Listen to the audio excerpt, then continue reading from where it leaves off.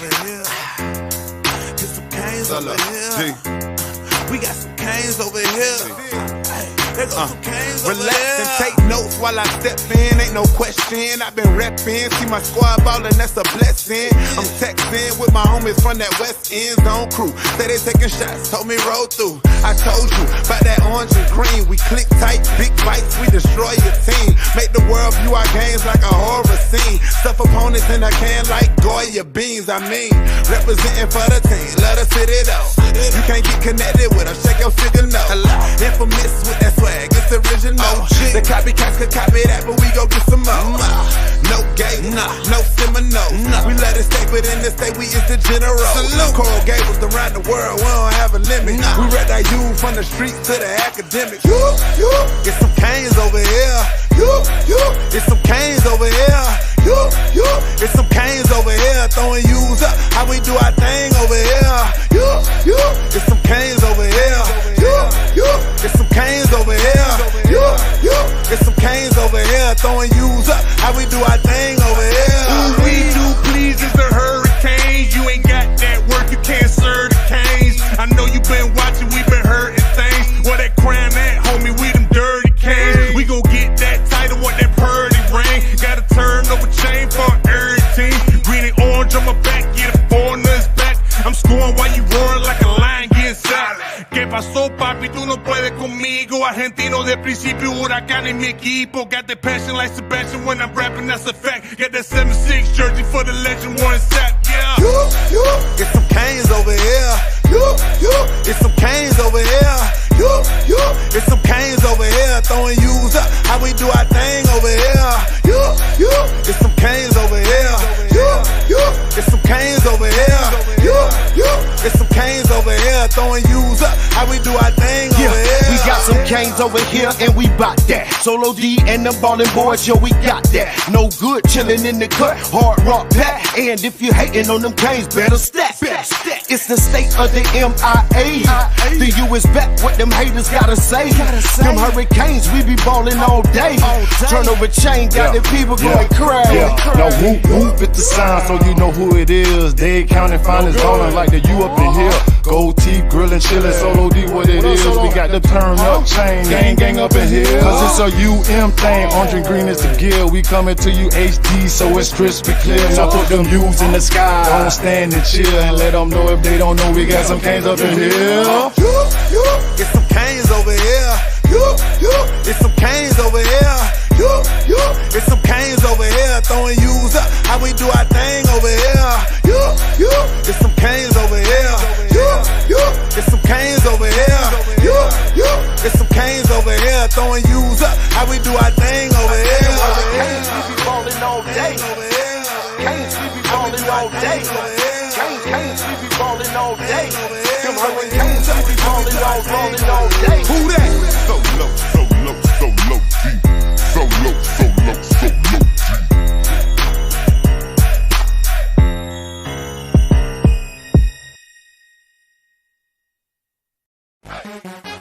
Welcome to Coach Hayes Football Live.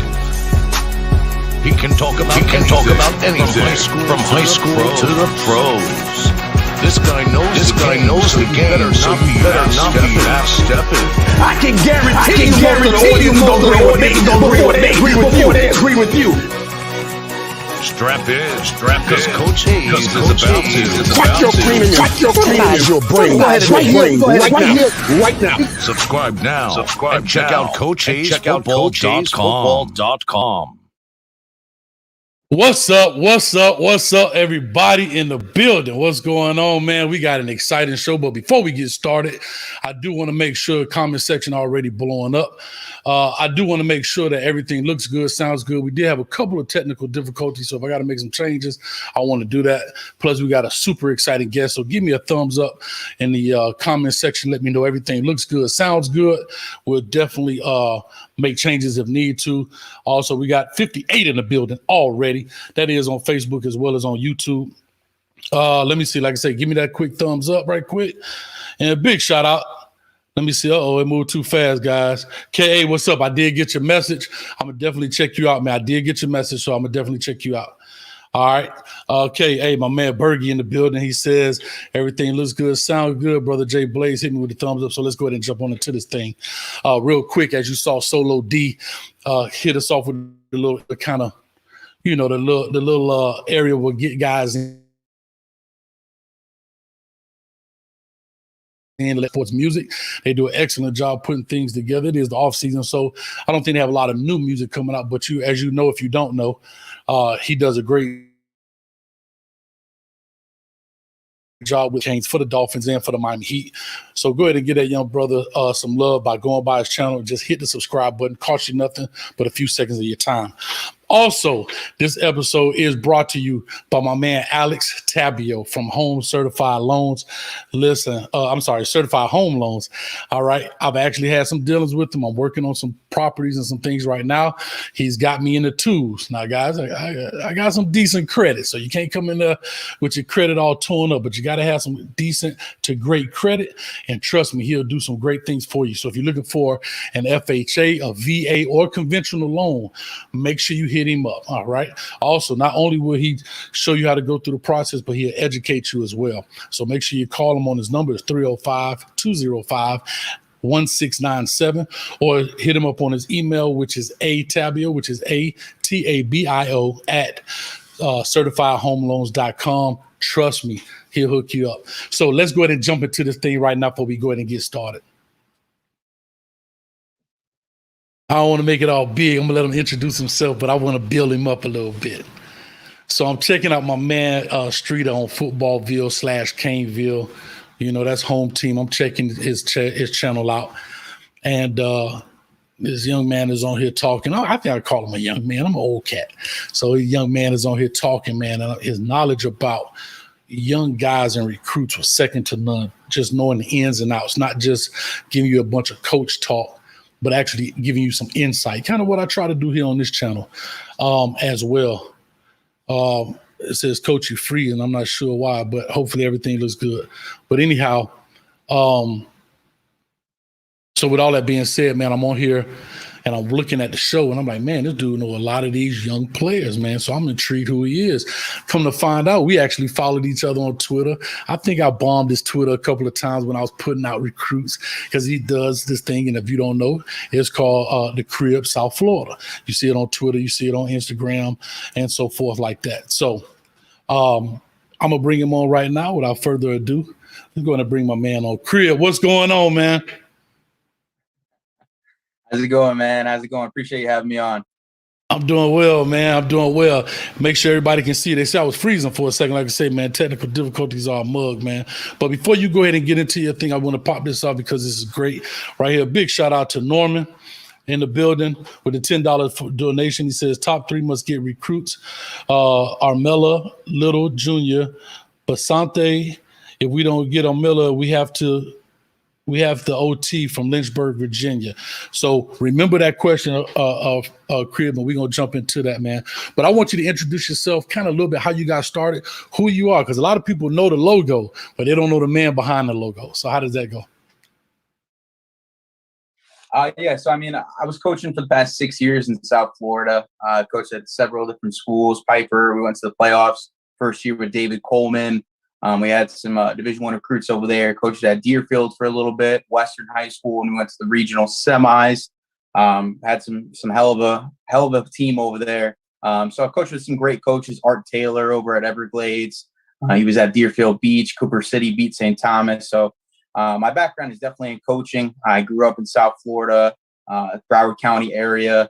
So that's a little bit of my background. Honestly, I started the Crib because I got a job that took me away from coaching. So I wasn't able to put the time in that was necessary to invest into the kids the way that they deserve.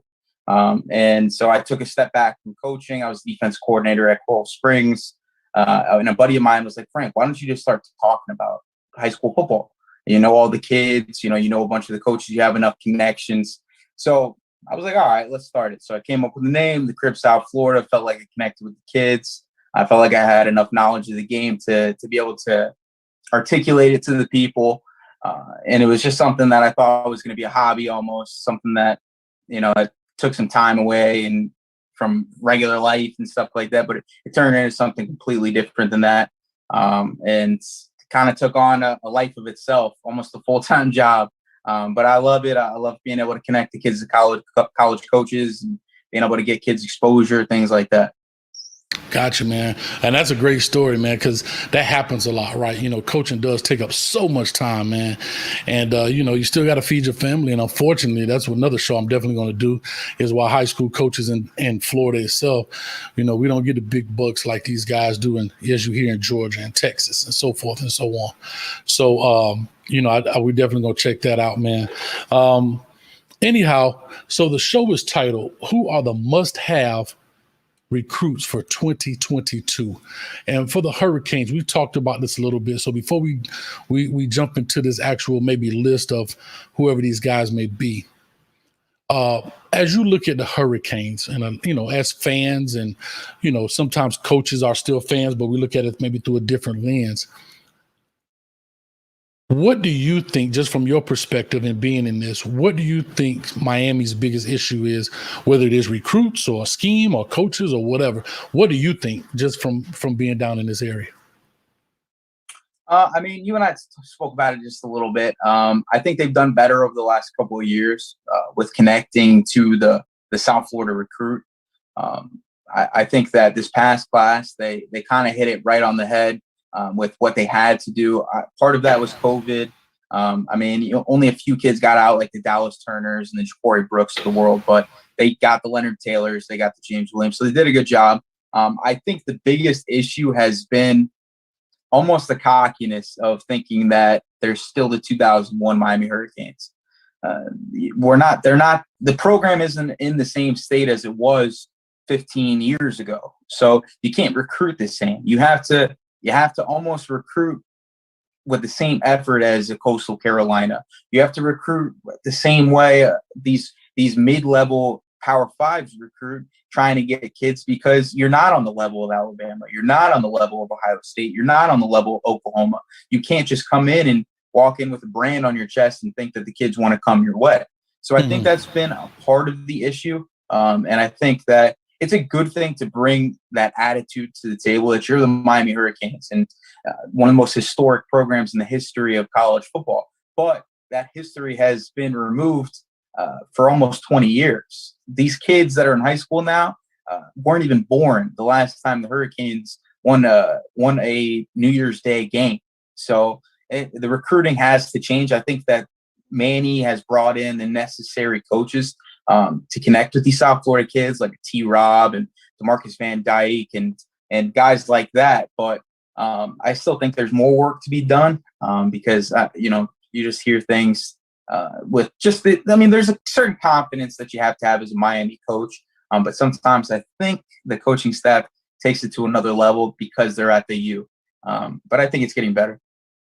I got you. And you make some real valid points. So I'm going to ask you part two of this, or the second part is, what do you think? And I don't think you're that much, well, you're not that old of a guy, right? I don't know if you want to put your age out there.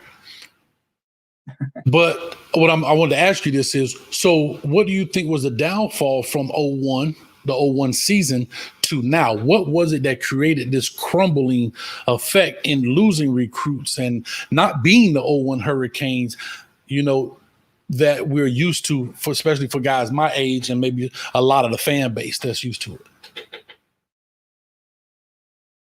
They got cursed by the internet, kind of. Everybody can recruit South Florida now. It's different. 30 years ago, it was an advantage to be in a kid's backyard. Now a coach can FaceTime with the kid. Now a coach can fly out as many times as he wants, to come see a kid in spring practice.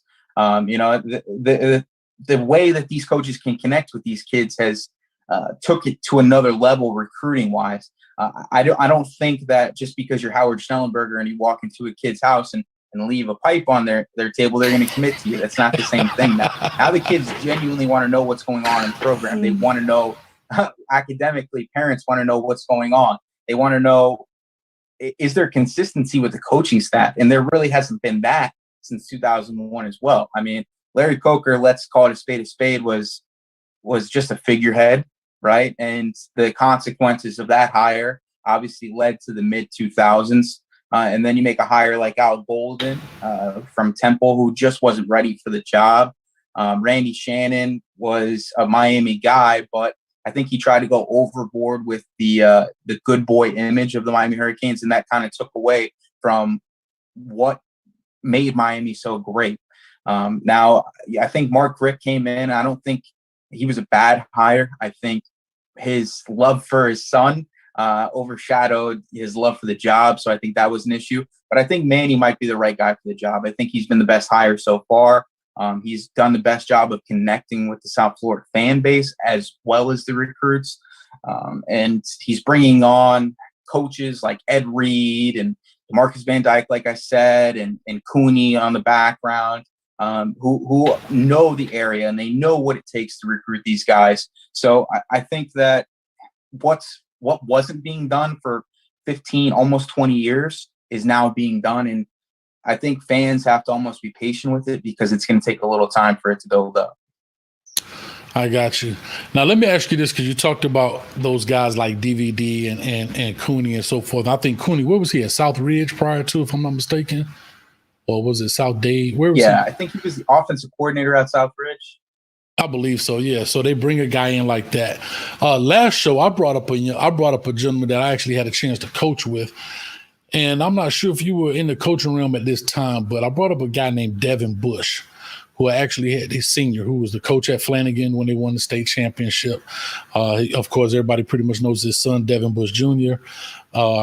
He won a state championship there at Florida State, won a national championship, first-round draft pick, won a Super Bowl. I think he played, I want to say 10 to 12 years in the league, if I'm not mistaken.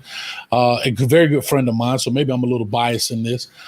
But, and I don't know how much you know of him, but I think those type of things help. And right now he's currently the recruiting coordinator at Ole Miss. And so I said all that to say this. When we bring in guys, because I did an episode on who is Ishmael Aristide. I'm not sure if you had a chance to see it, which I don't think anybody, and this is not a knock on him, right? I always say every opportunity is a great opportunity, not knocking.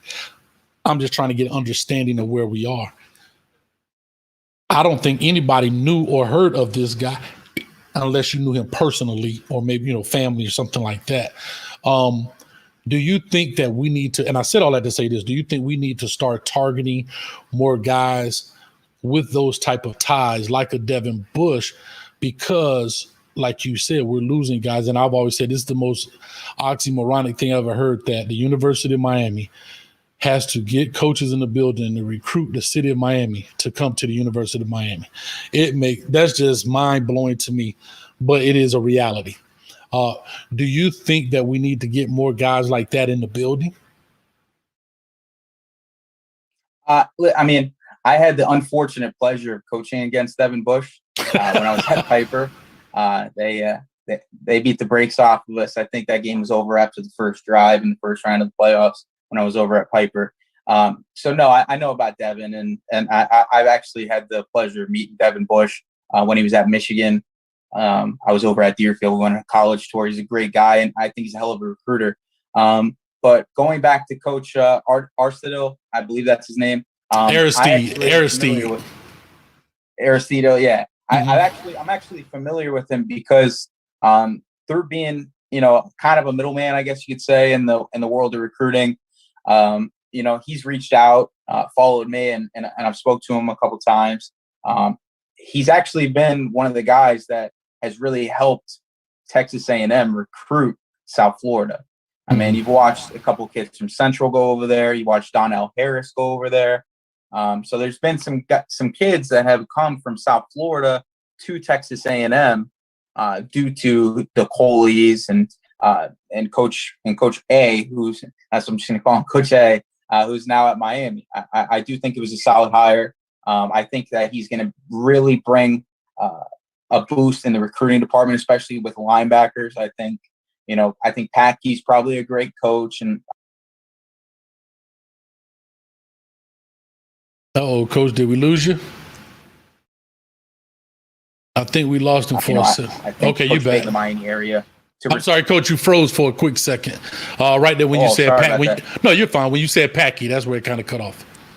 No, but the coaches that were there in the defense last year, I think that they were good coaches, but I don't think that there was that Miami connection. Coach A is from the Miami area. He's recruited kids from South Florida that were some big name kids. I think coming from Texas A&M, he's got an SEC background, so he knows what needs to be done recruiting wise. I like the hire. I really do. And I think that they have targeted those guys that are from Miami. I mean, Benedict Tippolite is the GA there. And he was the head coach at Carroll City when they were really getting hot a few years ago. I think you bring in Ed Reed, who's that Canes legend, face of that 01, like that 01 team, like one of those guys.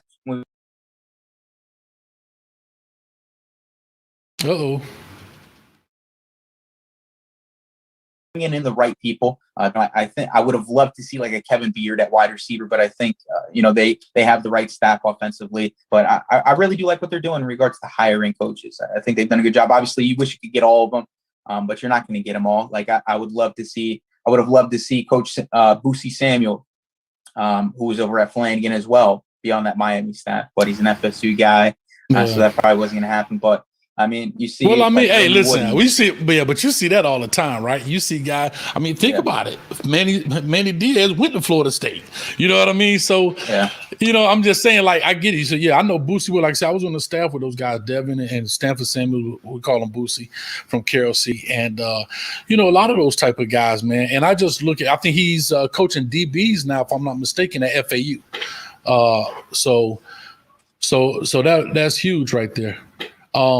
I just think that my only concern, I don't mind the hire. I'm gonna just say it like this. I don't mind. I know his family well. Like I said in our previous shows, his father, Aristide, is now the principal at Miami Northwestern, but he was our athletic director at the time at Miami Norland. Here's my only concern about the hire, right? That I only concern is the room got younger so far from a coaching standpoint. And I've always talked about, I think one of the Miami issues, and we're going to get into the recruit piece. I just want to kind of build this up. I think that the room got a little younger from an experience standpoint, right? And that was always a knock on the previous, the Packies, the Blake Bakers, the Banda, Ephraim Bandas. So my only question was, when you lose a guy like maybe a T. Will that may have had a little more experience and was actually the coach in those positions, because there's nothing to get those guys in the building, right? That's a portion of it. But now, as everybody talks about development, especially on Miami Hurricanes, Lord, if I hear the word development one more time, if I had a nickel for every time I heard development, Crib, I'm trying to tell you, hey, we wouldn't have a show. I'd be on a yacht somewhere. But so now we're saying, how does a young guy trying to make his way, earn his way from a development standpoint, develop these guys? And that's all I was just trying to say, making that comparison to maybe even like a guy, and I know I sound like I'm pushing a little bit, and I am, but pushing to a guy like a Bush who's now was at Michigan for 5 years, now that level, and played at the highest level, won at the highest level, recruited at the high. I mean, think about it. We talk about recruiting too. Rashawn Gary, who was the defensive end at Michigan, who was a 1.0 5-star recruit, meaning you can't get better than that, was there because of him. Several guys, of course. He took his son. He had three. I think the 2 of the 3 that went from Michigan are currently in the NFL right now. Rashawn Gary's in the NFL. I mean, it's quite a few guys. So that's what I was just saying about the youth in the room. I hope he does well. I think he'll do extremely well. I know his lineage, and those people don't play. The Aristides, they tough, man. You understand? So he's going to do well. I was just talking about right now for what we need. That's all I was saying. No, I got you. And I completely agree. I mean, when you look at the Alabama staffs, you look at the Clemsons, you see a lot of experience. You see a lot of who have I done it with, right? Like Brent Venables has been there forever. He's been coaching forever. He has a list of guys that he can say, I did it with this guy, right? And I completely get that, but everybody's got to start somewhere too, And like I said, I think Hurricane fans almost have to be patient with it, and maybe they have to grow with how the staff grows. I think that they have the right football minds in the building. And I think that they have the right guys in place to recruit South Florida. So I like the direction that they're heading. Obviously, they might not win a national championship in 2021, and week 1 might be ugly. But I don't think you can look at it from a lens that's so tight view. I think you have to look at it. If they win double-digit games next year, they're moving in the right direction. So I like where they're headed, like I said, and I think this class is going to be another reflection of how they did over the last couple of years. Exactly, man. And here's the funny thing, Crip. I'm going to say this as we get ready to move on to the recruit part. Oh, he frozen just a little bit. It'll probably pop back in. I tell you, we've had some technical difficulties earlier. Uh-oh, he's out of there. Uh-oh. Let me go back to my...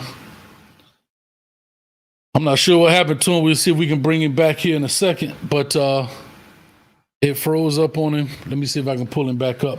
But anyhow, let me send him another invite. But anyhow, what I was going to say, he just made a point, right? He just made a simple point about not giving guys a chance, right? And so on my last show, everybody was saying, oh, coach, you know what, man? If we lose the championship game, man, he needs to be fired, this, that, and the other. So I want to ask him that question before he got kicked off. I'm not sure why we're having the issues we are, man, but we're definitely going to get it back in. Let me see if I can bring him back on here for a second. See if I can bring him back up.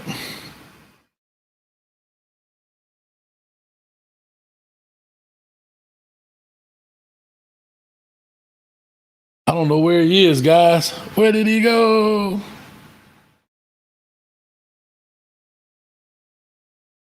Technology, boy, I'm telling you. That's why I still coach with a pencil. Y'all think I'm playing. This is why I coach with a pencil right here, just for these particular reasons. All right, hold on. I think I got him on. Oh, I don't want to share the screen.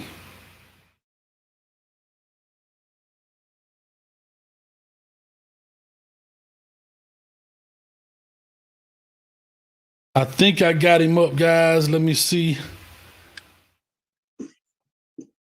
All right, I think you're back. Turn your screen around. Let's get you going, man. Let's get it all situated. Yeah, man, it's funny. Let me see if I can get you back going. All right. Oh, what happened? Huh? Yeah, I don't know what happened.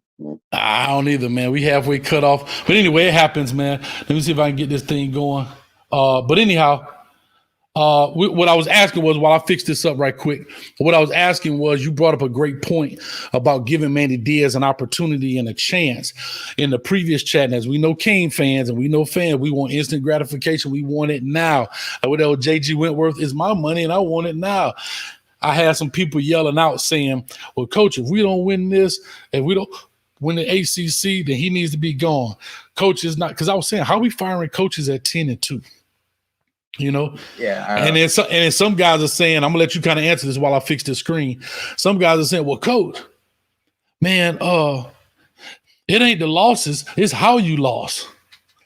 So I'm gonna let you address that real quick while I doctor up a little bit, man. Go ahead. Listen, I completely understand the frustration, because scheme-wise, did I lose you for a sec? Yeah, I'm good. Go for it. No, I was saying scheme-wise, there are some things that I disagree with Manny on what he does in regards to his fire zones and, the aggressive mindset of the defense. I think against subpar competition, it looks great. You get a number of TFLs, and the Hurricanes constantly lead the country in TFLs, right? But I think Daryl Streeter from Footballville made an excellent point, right? Mm-hmm. When your safeties lead the team in tackles, you have an issue. That's right. Right? Yeah. So I think that there's been an issue for a long time since Manny really has been a defensive coordinator, including at Texas, where he got gashed by, I believe it was BYU, for 500 yards as well. In regards to the schematics against run games, right? I mean, we've watched since Manny came in to Miami, top running backs in the ACC, gash them for 150 plus almost regularly, right? So I don't know if that's going to change anytime soon. So I don't know if you want to fire Manny because of it, because part of the reason that they're getting gashed is personnel. It's not just scheme, it's personnel. If you look at Miami teams of the past, we had great linebacker play. Even when we had Randy Shannon, even when we had some subpar coaches like Larry Coker and Al Golden, right? We still had the Denzel Perrymans, right? This year, we had a converted defensive end for Miami Northwestern. We had the worst brother of the Jennings clan, and we had a linebacker who got transitioned to defensive end for next year. So the personnel was definitely an issue. I mean, if you look, we're not getting the Devin Bushes of the world. We haven't been getting the top linebackers out of the state of Florida, let alone, the country. So I think that's been an issue in regards to why we can't stop the run. So I understand the frustration, but I think the plan is in place right now to fix the issue. Obviously, we're going to talk about some recruits that are must-haves for 2022 that I think are going to help counteract that issue of the run game deficiencies. But like I said before, you just got to be patient with the process of what the Miami Hurricane program is right now. Exactly. And I'm going to read this comment before we jump into these recruits. Bergie, you my man. And I say this all the time. I'm going to read his comment. Bergie says, it is the losses and who you lose to, plus how bad the loss is. When your only good teams, you are NC, which I get North Carolina, and Clemson, and get smoked by both badly, there's an issue to be looked at. Here's my response to that, Bergie. First of all, I'm not even mad about Clemson. Clemson beat everybody. So, and they are much better and a much more established program than we are, much more depth of talent than we have. UNC, people don't want to agree with this, but I'm telling y'all, UNC has much more talent than we have. Man for man. If we go lined up, man for man, they have more talent than we have right now. And they have more depth. Think about it. They have 2,000-yard rushers, bro. 2. Part of the reason is because they ran for 500 yards against us. But they had 1,000-yard. No, but they were 1,000 yards before they got to us. Yeah, I get what you're saying. No, but I'm just saying that what I'm saying is talent-wise, they are better than we are. Coaching-wise, they have a little more experience, as well as let's take a hat off to Mac Brown. This guy worked for you. You know what he likes and doesn't like to do, right? And so he exploited that. You know what I mean? And that's back to kind of what I was saying about youth in the room, another way to skin the cat. But we're not going to belabor that because we're here to talk about these 2022 guys. But go ahead. If you want to say a last point about it, go for it, Crip. No. I mean, I think everybody just needs to be patient. I think Mac Brown came in and he's probably a better quick fix for North Carolina than Manny was. I think everybody's trying to compare us to Clemson, but that's been a decade plus process for Clemson. Remember, they started off slow too. So people have to understand that they want a quick fix. If you want a quick fix, hire Nick Saban. Otherwise, you got to shut up and just kind of roll with the punches. Yeah. And my answer to this is any given Saturday, right? Because Florida State was bad, but everybody gets beat, right? You know what I mean? So it happens. These things happen. I understand that, man. And that is maybe what you're saying is from a coach's perspective, man. Trust me, those type of things happen. You know what I mean? But if we look at things like that, then you're trying to say, let's just play the game on paper. Well, who's the better ranking? The number 5 team should be, whatever. Because if that's the case, then Cincinnati ranked number 8. They should have beat such and such, right? If we look at it that way. Yeah. Let's do this, man. Before we get in here, I got 108 in the chat. Like my man say, hit the like button. We got 116. Hit the like button. Hit the subscribe button. Let's make this thing happen. As well as really quickly, this episode is sponsored by Alex Tabio from Certified Home Loans, okay? He can help you out trust me, if you're looking to refinance your home, if you're looking to buy a new home, that's what I'm in the process of doing right now. If you come in with some good to decent credit, he can get you probably in the twos. That's not a quote, but trust me, he can help you out like he did me. He doesn't only talk to you, he educates you about the process, walks you through it, makes you very comfortable, okay? Make sure you hit him up. His phone number is 305-205-1697, as well as you can hit him up on his email is atabio, that's ATABIO at certifiedhomeloans.com. And I will definitely be putting all his information in the description. So if you want to go back and check it out, you can go there and click and make it easier for you. Now, let's go for what we all here for. We 36 on the stream so far, 36 minutes so far. We got enough people in. Now let's get to the bread and butter of this deal. I've always said this, Crib. We have to win the recruiting battle, and we got to keep our guys home. We have lost that battle. We used to be able to keep and I'm just making a comparison, the Andres, the Santanas, the this, the that. We go out a little bit here to go get an Ed Reed out of Louisiana. We go over there to get a Reggie Wayne out of Louisiana. You know, we had a little pocket states we would kind of stick our hand in when we need to grab some people. And we lost a one-off like a Chris Gamble to Ohio State, right? Now the roles have reversed. We are keeping the one-off, and we are losing the hometown kid. So I wanted you to come on here based on that Footballville, Canesville show you on, listening to your knowledge of the recruiting process and who these guys are. I want to know who are the guys that the Miami Hurricanes must have in the stable in order to get this back to the old day, to start turning the tide, if that makes sense. For lack of a better term, talking about the tide, come stealing all our players. Yeah, so for me, there's 8 players that I think are must-gets for South Florida in this class. I think the first one that is a must-get, just due to the fact that everybody talks about allowing 500 yards rushing and things of that nature, but you know what? It helps a front seven when you have lockdown corners. So the first guy for me that is a must-get is Earl Little Jr., Miami legacy. This kid allowed 1 catch for 4 yards last year, despite being a little banged up. He's the consensus number 1 corner in South Florida, in my opinion. It's not close. But the kid is a must-get for Miami, and it's going to be a tough one because you're going to have Bama drop that helicopter on American Heritage Field. You're going to have Corey Raymond come down here and try to sell it, his Miami side of things to Earl Little and his dad. You're going to have Ohio State, and you're going to have, all these schools, top line schools, come and try to recruit Earl Little. But you have to do what you have to do to make sure that this kid stays home, because this is a potential day 1 starter who brings a South Florida mindset. He's a technician of the game. He's got Power 5. He's got a Power 5 frame.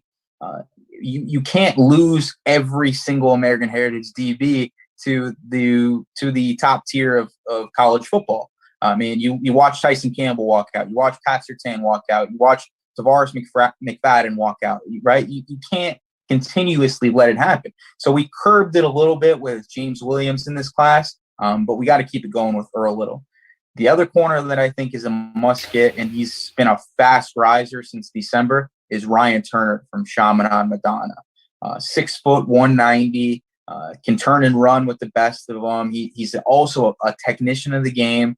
Doesn't have elite interception production, but you don't need interception production when nobody's really throwing your way. The kid he's a 2-time state champion, I believe. So he's got a winning pedigree, same as Earl Little. He's another kid that if you could tandem Earl Little and Ryan Turner, you solidify that corner position for at least the next 3 years. All right. Let me ask you this about that before you go on. So speaking of Earl Little, knowing his father was played for the U, that again, bro. I know maybe it's the age, it's the old gray Billy goat.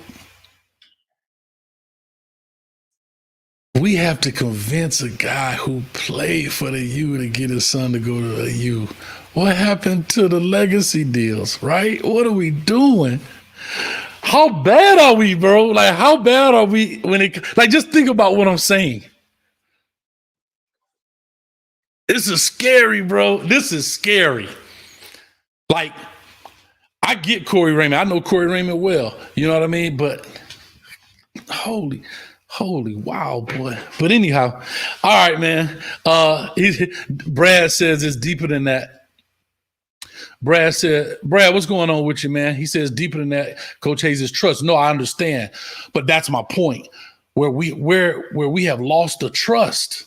That's what I'm saying. So you're 100% correct, Brad. But that's my point, is that the U has lost the trust of even the legacy cats, bro. So I totally understand what you're saying. You're 100% right. But that's part of what I'm trying to say, man. And then, like you said Ryan Turner from Chaminade. And I don't know, you may have some more corners in there. But why don't you think we didn't take any corners this year? I mean, I know we picked up Tyreek Stevenson, but I still call him a striker because that's what he played. You know, you call him a DB if you want to move him over there. But, I mean, just recruiting some guys that we can have some time with. Honestly, I don't have a problem with not taking any corners if they didn't believe in the corners that were available. I obviously, it hurt me to watch Tim Burns walk out of the class. But besides that, I mean, if you're not going to get the top guys, here's what everybody has to understand, right? Like, I think in the past we watched Al Golden and Randy Shannon recruit corners that might not have been Miami caliber kids, and they ended up walking out of the program after a year, right? I like that Manny's not resorting to just putting bodies into the program. Like, leave those spots open for the transfer portal kids if you're not completely sold on the kid. Let that kid go somewhere where he's actually going to be able to have a chance to be the guy that he could develop into. So I don't have so much of a problem with that. I just think they weren't sold on the guys that they could get. I feel like the guys that they wanted to get were out of their range or weren't totally sold on Miami. You get Tyreek Stevenson, which is probably better than anything that they could have got in regards to a 3-star prospect. Malik Curtis is probably going to have to develop into that corner that is the only corner in the class, I believe. Got a walk-on kid who's pretty decent, 3-star. But I like that they didn't take anybody that was just a subpar kid just to take somebody. I don't have an issue with that. And you know what, man? You make a great point. Never really thought of it. And that's why I love these shows, right? Even though, and here's the deal, right? I've been doing this 20 years, but you make a very valid point. Don't take a guy just to fill a spot. Take a guy that you want that can help be productive in that spot. So that's a very valid point, man. Thank you for that, man. I really do, man, because it makes sense. As soon as you say it, I was like, you know what? It makes sense. So appreciate that, man.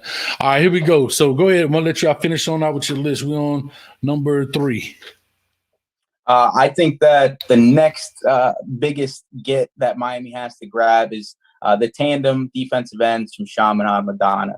Jamal Johnson, who's already committed in the class, who's criminally rated as a 3-star prospect at 13 sacks last year, was dominant. And I think he has an argument as the top defensive end in South Florida. Kenyatta Jackson is the other one. Kenyatta Jackson, I remember the first time I saw Kenyatta Jackson. It was on the sidelines his sophomore year. I didn't know about him yet. He wasn't a big-time recruit. And I'm friends with the defense coordinator. I said, Joe, who in the hell is that? and because I thought he was a senior that they got transferred in or something. He's like, that's a sophomore defensive end. He's going to be a star. And I remember after that moment, a few games in, he's just started blowing up recruiting wise. The offers start rolling in. And I watched the kid play. He's a freak athlete. You have to game plan around him. I've spoke to a lot of coaches that they played against, and they all say the same thing. He's just that kid who's just special. And it's part of a special 2022 pass rusher class. But I think if you can grab those two kids, you can be okay losing the Dante Andersons from Homestead. You can be okay losing Marvin Jones from American Heritage. You can be okay losing Shamar Stewart from Pace. So let me ask you a question. And I hear what you're saying. But is Shamar and Marvin, and I forgot the young man you said at Homestead, are they better than those guys you just mentioned? Listen, I think Marvin Jones probably has the best claim to be in the top defensive end in South Florida. His pedigree is all pro dad. right? He had 15 and a half sacks this year for a state championship team. Would I love to have him at Miami? Of course I would. But I think if you can solidify Jamal Johnson and Kenyatta Jackson in the class, if you can secure those two kids, you don't have to worry about losing those other kids because they're on that same level. Kenyatta Jackson has the potential to be the best defensive player in South Florida if he really wanted to. He has a 6'5", 230-pound frame right now. You can mold him into whatever you want him to be. He is an elite pass rusher. They are both technically sound in regards to their hands and hips. They're coached up really well at Chaminade. I don't think that Canes fans should be upset if they didn't land those other kids and they landed these two. Gotcha. Okay. Yeah, I just want to make sure, because I don't want to settle for second best. You know what I mean? If we're going to turn this thing around, we got to get the best. And what I'm saying, it must have. Not saying they're going to come here, but if we're going to recruit these guys, we're going to recruit these guys with a capital R. We're not going to just, hey, how you doing today? Just checking on you. I'm talking about, when you want to court that young lady, old school term, crib on the courting, right? When you want to go after that young lady and you put your best foot forward, man, you don't just play around and hope to see what happens. So that's what I'm saying. All right, so we got those guys. We up to 4. What do you got for 5? I got Wesley Besaint from Miami Central, and he's a common name for all Hurricanes fans. And I think this is one of the kids that you have to grab if you're Miami, if you want to turn the tide in how you attack teams in the ACC with great running backs, right? This kid runs a sub 4.6 40 probably. He's 6'2", 205, 210 pounds. Probably will be around that 6'3" range. Can get up to 225, 230 in college and be just a freak first-round draft pick type linebacker. You cannot let this kid leave your backyard. This is a must get for Miami that everybody's going to be gunning for. Once COVID ends, you better lock him in before COVID ends. Is all I'm trying to say, because the kid is a freak. He's one of my favorite players to watch in South Florida. I said this past year he was already better than Terrence Lewis, and that's saying a lot because I think Terrence Lewis is a potential first-round draft pick linebacker. This kid is a game changer, and if you get him in recruiting, that's a huge win. Yeah, now that's what I like to hear, Creel. See how you we got to get this guy. That's what I'm talking about. And the reason I'm asking these questions because I haven't done a film. I'm on the class of 2022 now. I know you may notice you've seen some of the films I do, the WREs, while I break these guys down. The only one I've done so far is Marvin Jones, but it's not necessarily on your list, but I have done his film. And I'm going to take this list and I'm going to start breaking these films down. I'm gonna start putting them into my WRE. So that's why another reason why I wanted you on this show, let you do a little research for me on the low. So go for it, man. So yeah, that's what I'm talking about. Now can he knock your head off, coach? Can he knock you? Because I haven't seen the film, so I don't know. The kid can do it. The kid can do whatever you want him to do. The kid covers as a safety in 7-on-7 settings. The kid, if you turn on the tape, you're gonna watch him turn and run 40 yards downfield and cover a slot receiver. I think as a linebacker, you don't see that. It's uncommon, especially when the kid can read guard to near back. The kid can read the triangle. He's coached well under Jude Joseph at Miami Central. He's a winning kid on a team that won back-to-back state championships, and he was a centerpiece for that defense. He can rush the passer coming off the edge if you need him to. He's picking off passes. He can thump with the best of them. He's consensus top linebacker in South Florida. Must get. Okay, I like that. All right, let's go. I'm gonna check. Now listen, I'm gonna check these cats out because I'm putting them on there, man. I'm putting them on, and we're gonna see them. My Kane family, y'all gotta help me out because these other tapes I be doing be killing. I'm a little Kane recruits. We be getting 1,500 views. These other cats we have. I did Ohio State, dude. This dude got 19,000 views, man. Come on, Kane. We can't let them outdo us. We still on 1 from 01. Huh? All right, let's go, Crib. Talk to me. Who you got at 6?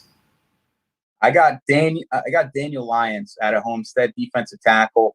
I think another part of the reason that Miami has struggled against the run game is lack of elite talent on the interior defensive line. We've had some elite pass rushers, but Daniel Lyons is that kid who's going to be 6'4", 290. And if he goes somewhere else, we're going to watch him develop into an NFL prospect before our eyes and be like, what happened?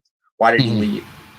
This kid is a game wrecker on the interior. If he needed to, he could jump to the outside and pass rush the best of them.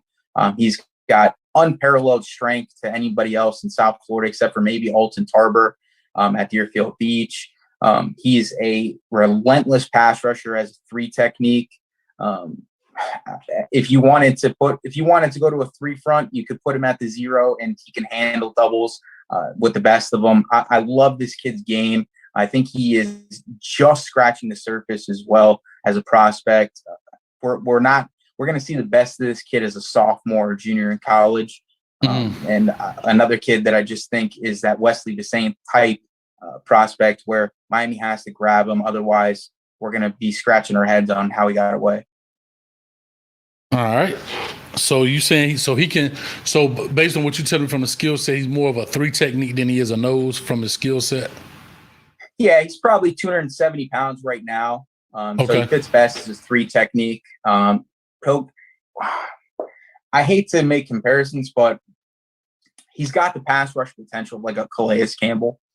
Okay. Maybe not 6'7", 6'8", but 6'4", 290 plus athlete is really how I would describe him.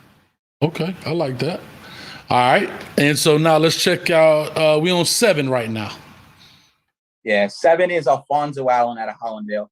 I think everybody's talking about the Hollandale Legion of Boom right now, and the leader of that is Alfonso Allen. I would hate to see this kid go anywhere else because I think he fits best at Miami. I think it's a perfect marriage because I think he fits that striker position perfectly. I think this year he showed he could play some free safety. He got his speed he took his speed to another level this year. He was exceptional as a returner as well. So he showed that when the ball is in his hands, he's dynamic. He's a thumper as thumpers come. I mean, even this kid as a sophomore at MacArthur, I think he knocked the kid out in the spring game against Booker T. Washington. And that was his coming to the show moment, right? Like he knocked the kid out, and I think he's developed past just a strong safety who has to play in the box. He's showing some ball skills in 7-on-7 settings for a national 7-on-7 team in DEF CON. And I just love how the kid is continuously improving. He's filling out his frame. He's just an impressive player that I think is going to be a catalyst for Hollandale's drastic improvement over the last couple of years. Yeah, I've heard about these guys. I think they got a defensive back core, if I'm not mistaken, that's supposed to be the real deal. The back 4 of these guys, man, are top notch. So yeah, that'd be huge, man. I know you're talking about 8.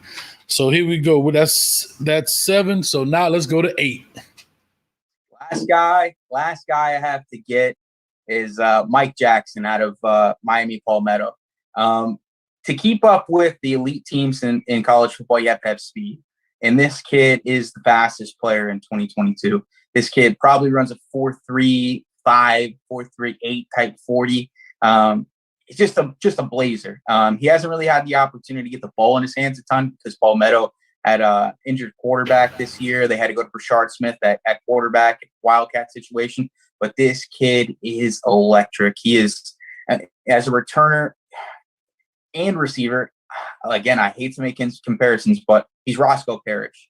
Like in a phone booth, you're not touching him. He took the top off Miami Northwestern with Cam Kinchins on the team, Tim Burns on the team, Travis McNichols, who went to App State, right? Like they were absolutely loaded, and he still made everybody look slow. So he's that kid that Miami has to get to keep up speed-wise with everybody else. And I'd love to see him in that class. I don't think that they need to go after receivers too crazy because of how many receivers they got this year. But I do think that they need to improve separation-wise, and this kid brings that to the table. Now, what is his height? Do you know his height, his measurables? He's 5'8", 155 pounds, but it does it matter if you're 5'8", 155 pounds if nobody can touch you? No, I'm gonna tell you why I asked that. No, I'm just saying. It doesn't. No, I love. Yeah. Listen, I tried to get this before the thing, and I'm gonna pull it up. Plies had one of the best things. Listen, you guys say what you want to say about Plies, the rapper, but he does a lot. He talks a lot about football and high school football and coaches and how he appreciate them, and why I got double screens up here because we lost my man. I don't know where he went. So anyway, Plies has a great story. Not story, but just 1 minute things on Twitter or Instagram, whatever it is. And he said something, man.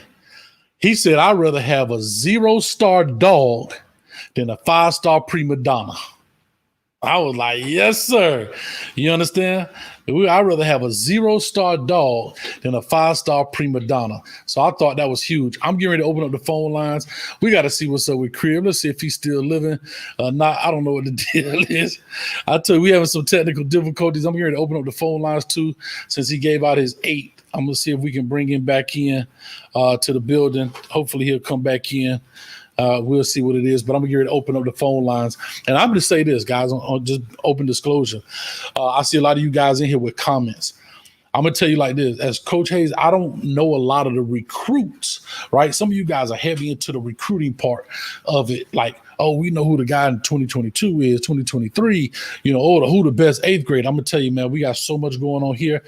I can't get that far in deep into it with everything I have going on. But I do, and I also want to see what you guys think, because I got my list. And I'm going to do the shows. I'm going to do the WREs on these guys. All right. So if they balling, I'm going to let them know. If they ain't balling, I'm going to let them know. And y'all know how I get down. I ain't here to bash. I'm not here to bash a young man, but I'm going to let him know. I'm not sure where he is. Hopefully he'll jump back on here in a second. All right, here we go. He's back. Hopefully we got him up here.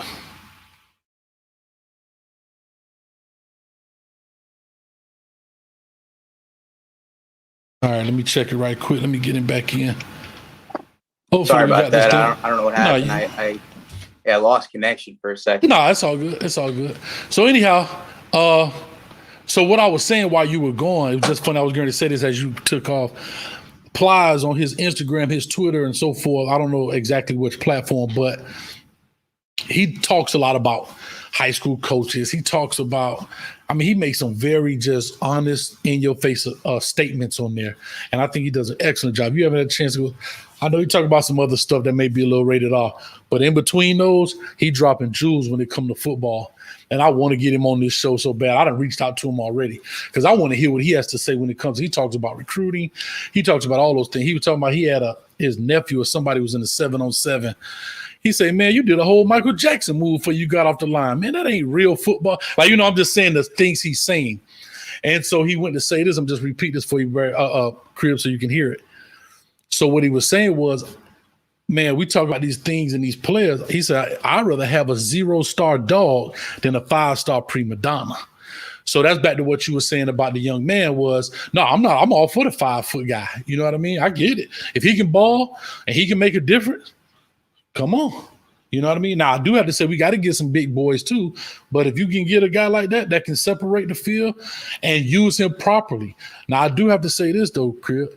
We can't use a lot of 5'8" guys down the field because even though I'm faster than you, I have to be 5, 6, 7 yards in front of a 6-foot DB in order to get the ball to me because of it's just straight geometry, right? Trajectory of the ball, all of that kind of stuff. You get what I'm trying to say? Does that make sense? Absolutely. I get that. But I think Miami has struggled not just in the vertical passing game. I think they've struggled in the intermediate passing game as well. And I think separation is tied into those type of routes as well. I mean, right? Like it's great to have a 6'3" receiver, but that guy might have a tougher time getting separation 5 to 15 yards down the field on drags, on slants, things of that nature. If his first step isn't the same, right? Like he might be a bigger body and be able to handle those 50-50 balls, or he might be able to body in a comeback or body in a curl route, right? And handle contact. But Mike Jackson's that type of kid that he gives you jet sweep capabilities, right? He gives you that kid who can just run a drag in air raid concepts and take you 50.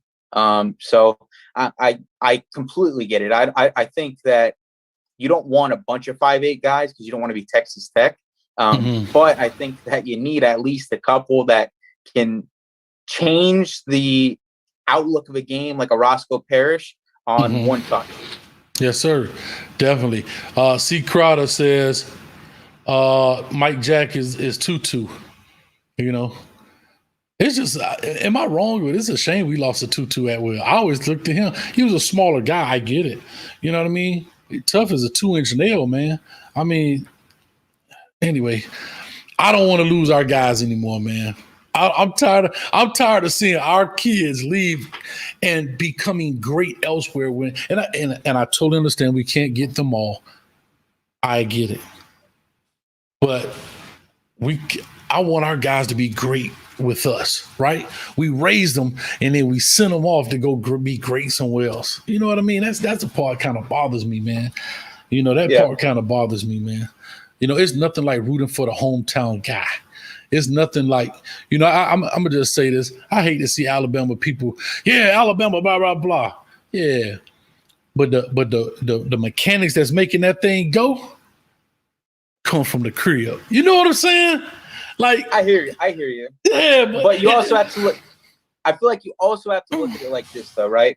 I want to see my kids, and I consider the South Florida kids my kids.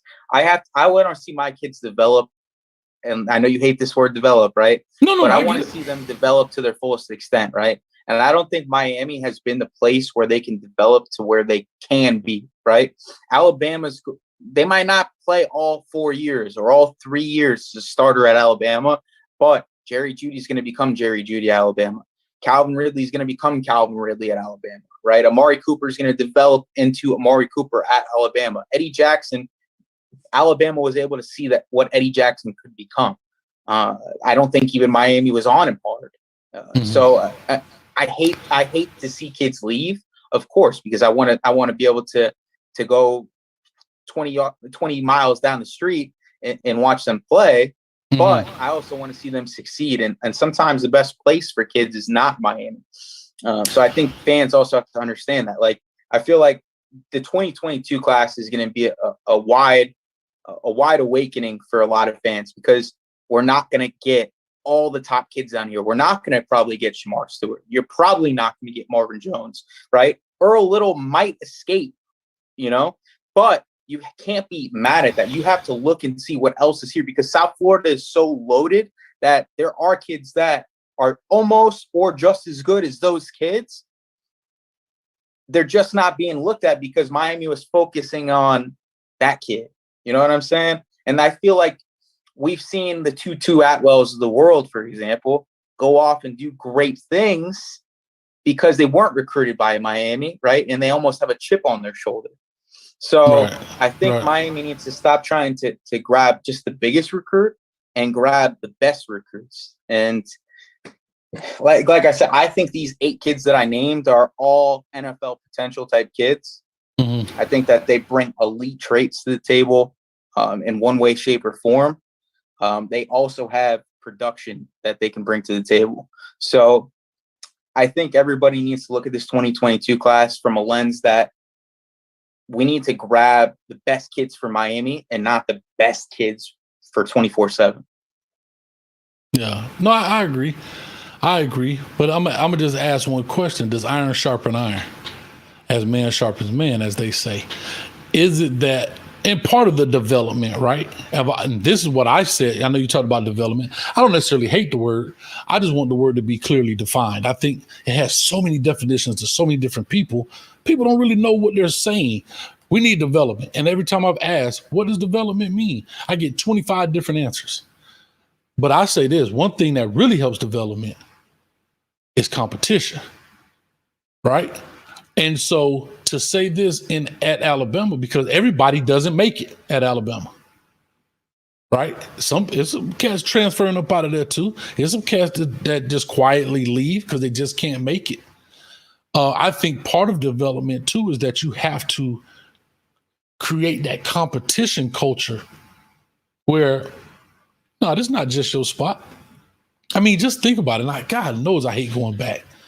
But just think about a Clinton Porter sitting by, we got a Willis McGahee sitting behind Clinton Porter, Tyrone Moss sitting behind him, a Frank Gore sitting behind him. But that ain't competition, Crib. Except Tyrone Moss, who's passed on. You know what I mean? Rest in peace, brother. But Yeah, bro, that's three HOFs right there. If you ask me, that's 3 Hall of Famers in my eyes at some point in their career. And hell, Frank Gore, is he still playing? Yeah, Frank Gore. I think he might play until his son gets in the league. That'd be cool. I completely agree with you. I think once Green Tree becomes Green Tree again, I think it's a better opportunity for the top dogs in South Florida to come here, right? But I think you want to get kids that want to be here at Miami first off, right? Right now, I think you're building a program, and I think you have to build a culture, right? So I don't think you want to bring in 5-star kids just for the sake of bringing in 5-star kids. These 8 kids that I mentioned are headstrong kids that are going to come in with mentality that they are the best. A lot of them are still highly ranked, so that they do deserve that recognition. But I think they need to bring in the Mike Jacksons of the world. Just because they're 3 stars shouldn't disqualify them from being recruited, right? I think that the Carlo Donaldsons of the world from Gulliver should be our tight end targets. Like I love the Eric Gilberts and stuff like that, but I mean, as you see, they don't always pan out, right? They end up in the transfer portal even when they're doing well. So I hate to say don't bring in the 5 stars, but choose your 5 stars wisely is kind of how I want to approach it. I totally agree. I believe that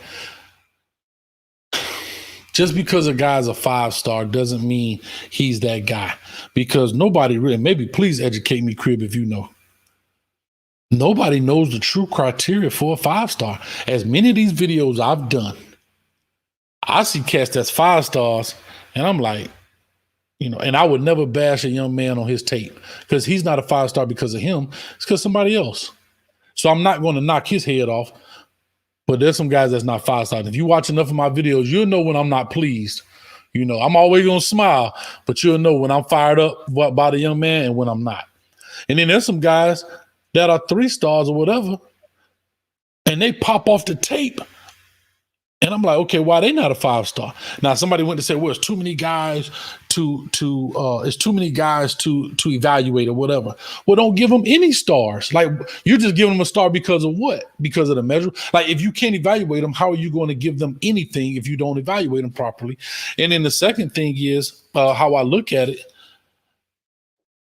I think, and you tell me about the criteria on stars. I think there's too many 4 stars, too many 5 stars. My personal opinion, 3 stars should be Division I athlete. This kid can play Division I football, right? He has the measurables that he can play Division I football. A 4-star is a guy who's going to who you feel can make significant contributions to college football, right? Not just a guy who's out there or a journeyman, right, based on this thing, but a guy that you say, okay, he can play, right? Prime example, a Devontae Smith from Alabama. I would have ranked him a 4-star just because of some of the things he did, not knowing he would have turned into what he is, but he did. Then a 5-star, in my eyes, is a dude that he checked all the boxes and some, right? He like that. Whoa! Like when you look at him, when he's on the field playing, he's doing it like you just said. We got linebackers that's 5 stars, and I've never seen them in pass coverage. All they doing is blitzing. But then you just told me the young man that's the linebacker. I forgot his name. I got it written here. You showing him? Yeah, you see him covering downfield. He knocking heads off. You get what I'm just trying to say? Does that make sense? No, I completely get it. And listen, I think we've talked about things that are a gift and a curse. I think the 24/7s and the rivals are a gift and a curse. I think that they've done an incredible job of giving a number of kids exposure that might not have before, right? Everybody talks about how Ed Reed wasn't ranked, but the process of the rivals and 24/7 was completely different now, right? It's completely turned into a whole different beast. Ed Reed probably isn't a 2-star recruit nowadays. It's just how it happens, right? I mean, I feel like sometimes they overhype kids, and that hurts the kids, but it's almost few and far between, right? So I got to give the Andrew Ivans of the world credit. I got to give the Rivals of the world credit. They do a good job of evaluating talent. I've spoke to Andrew Ivans, and I know he's not just out there just giving out stars just to give out stars, right? There is a process to it. Yeah, there's a process to it. I do things a different way. When I do my rankings, I don't get into the star stuff. Obviously, I'm a smaller local platform, but I try to do my rankings based off kids that have elite production, right? Have the intangibles to be a next level impact player, and are showing it right now, right? So some kids like Earl Little doesn't have 5 picks, but he's only allowed one catch for 4 yards in the past year. So that's great. To me, that's production, right? Now to all counties and shit like that, it might not be, he doesn't get that recognition, but the kid is elite, right? So I'm going to rank him as my number 1 corner, despite a kid maybe having 7 picks. That doesn't mean he's a better corner to me, right? Or a kid might be 6'4" or 6'5" at corner, and he might be being recruited by some of the top schools in the country, but I'm not going to rank him higher than some kid like a Ryan Turner just because of that. Like Ryan Turner has allowed 3 touchdowns in 3 years of high school football, right? He's been a starter for 2 state championship teams. So I'm going to rank that kid higher than a kid who might be higher in the ESPN 300, for example, right? So that's just kind of how I look at it. I mean, in my view, I think the 5-star kids should have checked all the boxes, like you said. You need to have elite production, right? If you're a defense fan, you should be getting 15 to 20 sacks in a season. If you're a corner, you should be locking down your side of the field consistently.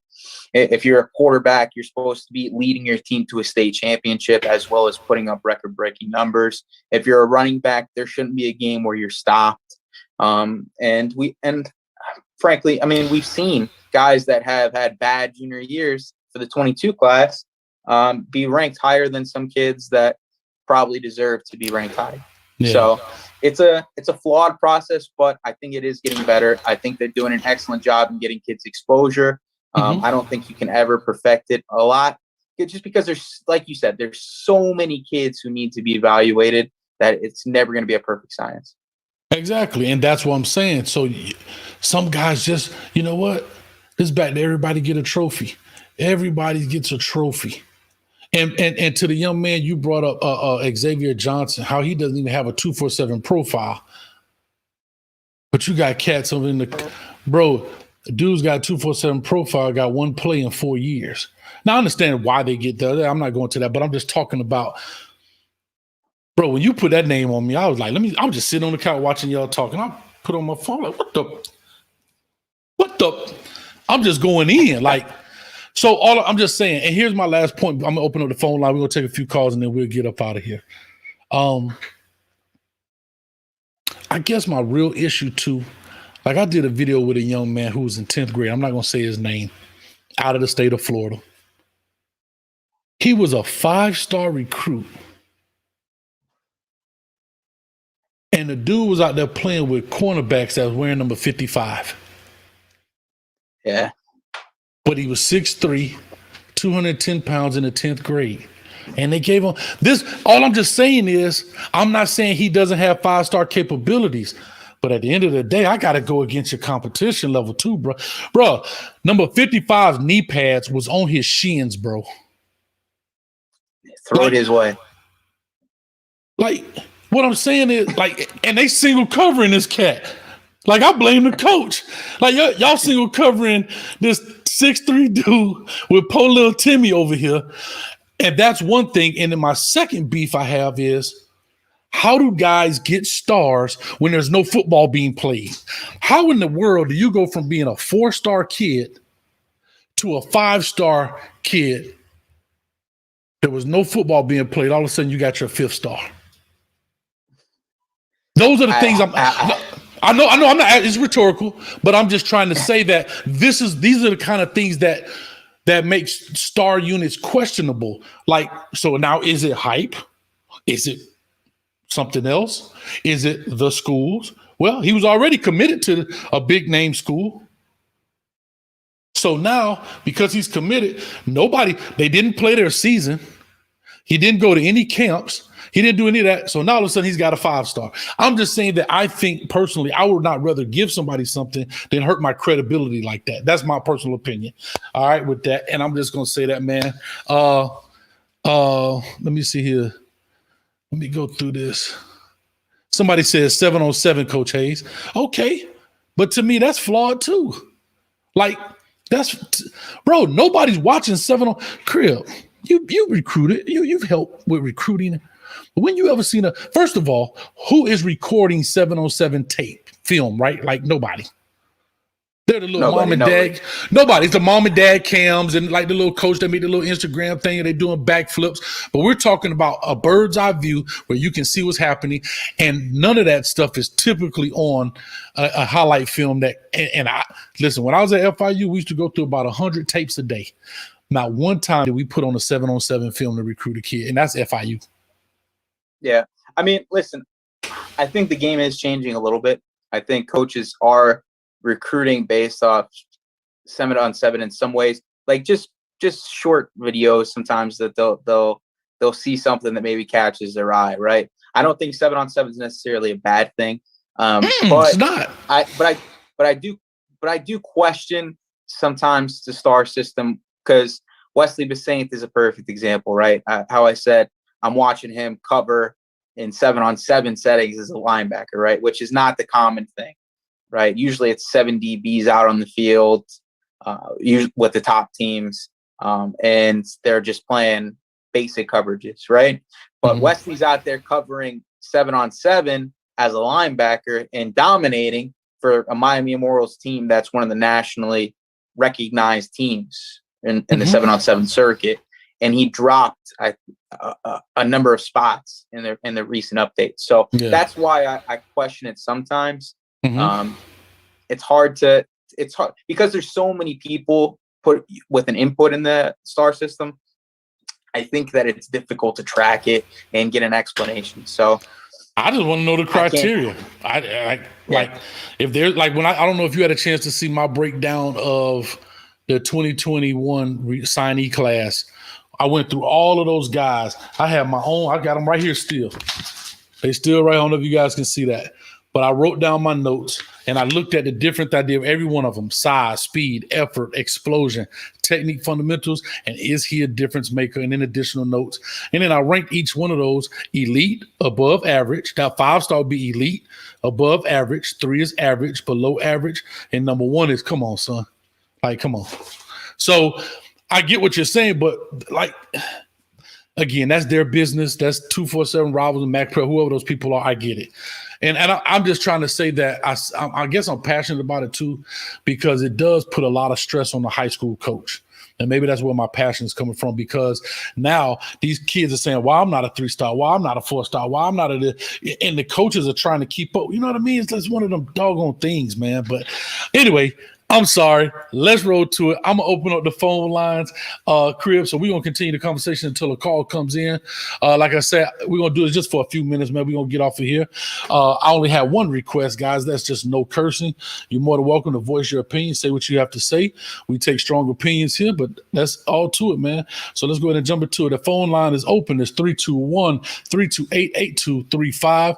You're more than welcome to call in, and let's get this thing going. But in the meantime, until we get a call, well, never mind. Let me be quiet. We already got us a call, man. It's like going fishing, baby. When you got the right bait, it doesn't matter. Hold on. Let me see here. It's coming in now. All right. Caller, talk to us. Give us your name. Where you calling from? What's up, brother? It's Liberty City Kane, man. What's good? I'm good. Liberty City Kane. Real quick. Hold on. Crib, can you hear him? Yeah. Okay, perfect. All right. Go ahead, Liberty City Kane. I agree with Crib, man. Little is a must get. Brad did a show the other night with him and his dad. You know what I'm saying? And they did film of the dad, film of the son. Little is a must get. I hear people talk about the Hollandale 4. The shortest one is the best cover guy. But the other 4 I would use at, they 6'3", 6'4", cornerback, safety, I would use at linebackers at UM if we get them. I just want to know what your thought is about it, and I'm going to sit back and listen to the both of you on this note. But I love what you do. Crib, I follow you, you know what I'm saying, on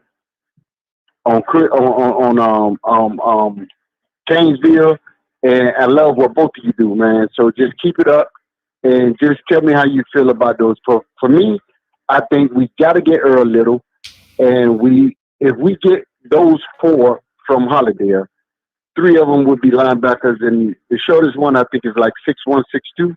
He should be the dominating corner to me. All right, Crib, talk to him. What you got to say? I appreciate you, brother. Listen, anytime, man. Thank you. I appreciate you following me. I really do appreciate it. We appreciate all the love. My opinion on the Hollandale 4. So there's Jalen Marshall, who's currently committed to Arizona State. He has the potential to be a strong safety, outside linebacker type kid based on his frame. I think he's 6'3", 6'4". The last time I saw him, he was probably about 200 pounds. He's playing a little corner right now for Junior Rosegreen, who was in Auburn safety. He has a pretty aggressive man blitz scheme where they're just bringing pressure constantly, running a lot of cover 1, cover 0. I think he has the potential to be a corner at the next level, depending on the scheme. I personally think he slots best as a strong safety prospect. The next kid is Anthony Rose, who just committed to South Carolina. He's that 6'3", 190-pound free safety corner type kid. In my opinion, he's the best cover prospect out of the bunch. He has ball hawk capabilities. He's done it at Carroll City in a shortened season. He had 4 picks. He's been a free safety for that DEF CON National 7-on-7 team that has won every tournament they've gone to. And he's been an impact player in cover 2 and cover 3 situations. The other kid is Edric Weldon. I don't think Miami's going to get him. He's got offers from Clemson, Alabama, pretty much anybody that you can think of. He's 6'5", 210, 215 pounds. He could play corner, but I mean, we don't really see too many 6'5" corners in college football. I think he has potential to transition to safety and be really good. He has a committable offer to Clemson, and I think he's probably going to try to win signing day and go to one of those bigger schools. The other kid's obviously Alfonso Allen, who I said is a must get, and I think he's attainable for Miami because I think it's a perfect match. I think he fits that striker position perfectly. He's shown some ability to play free safety, but I think he's best fitted as almost like a hybrid strong safety. Gotcha. So yeah, that's my opinion on those kids.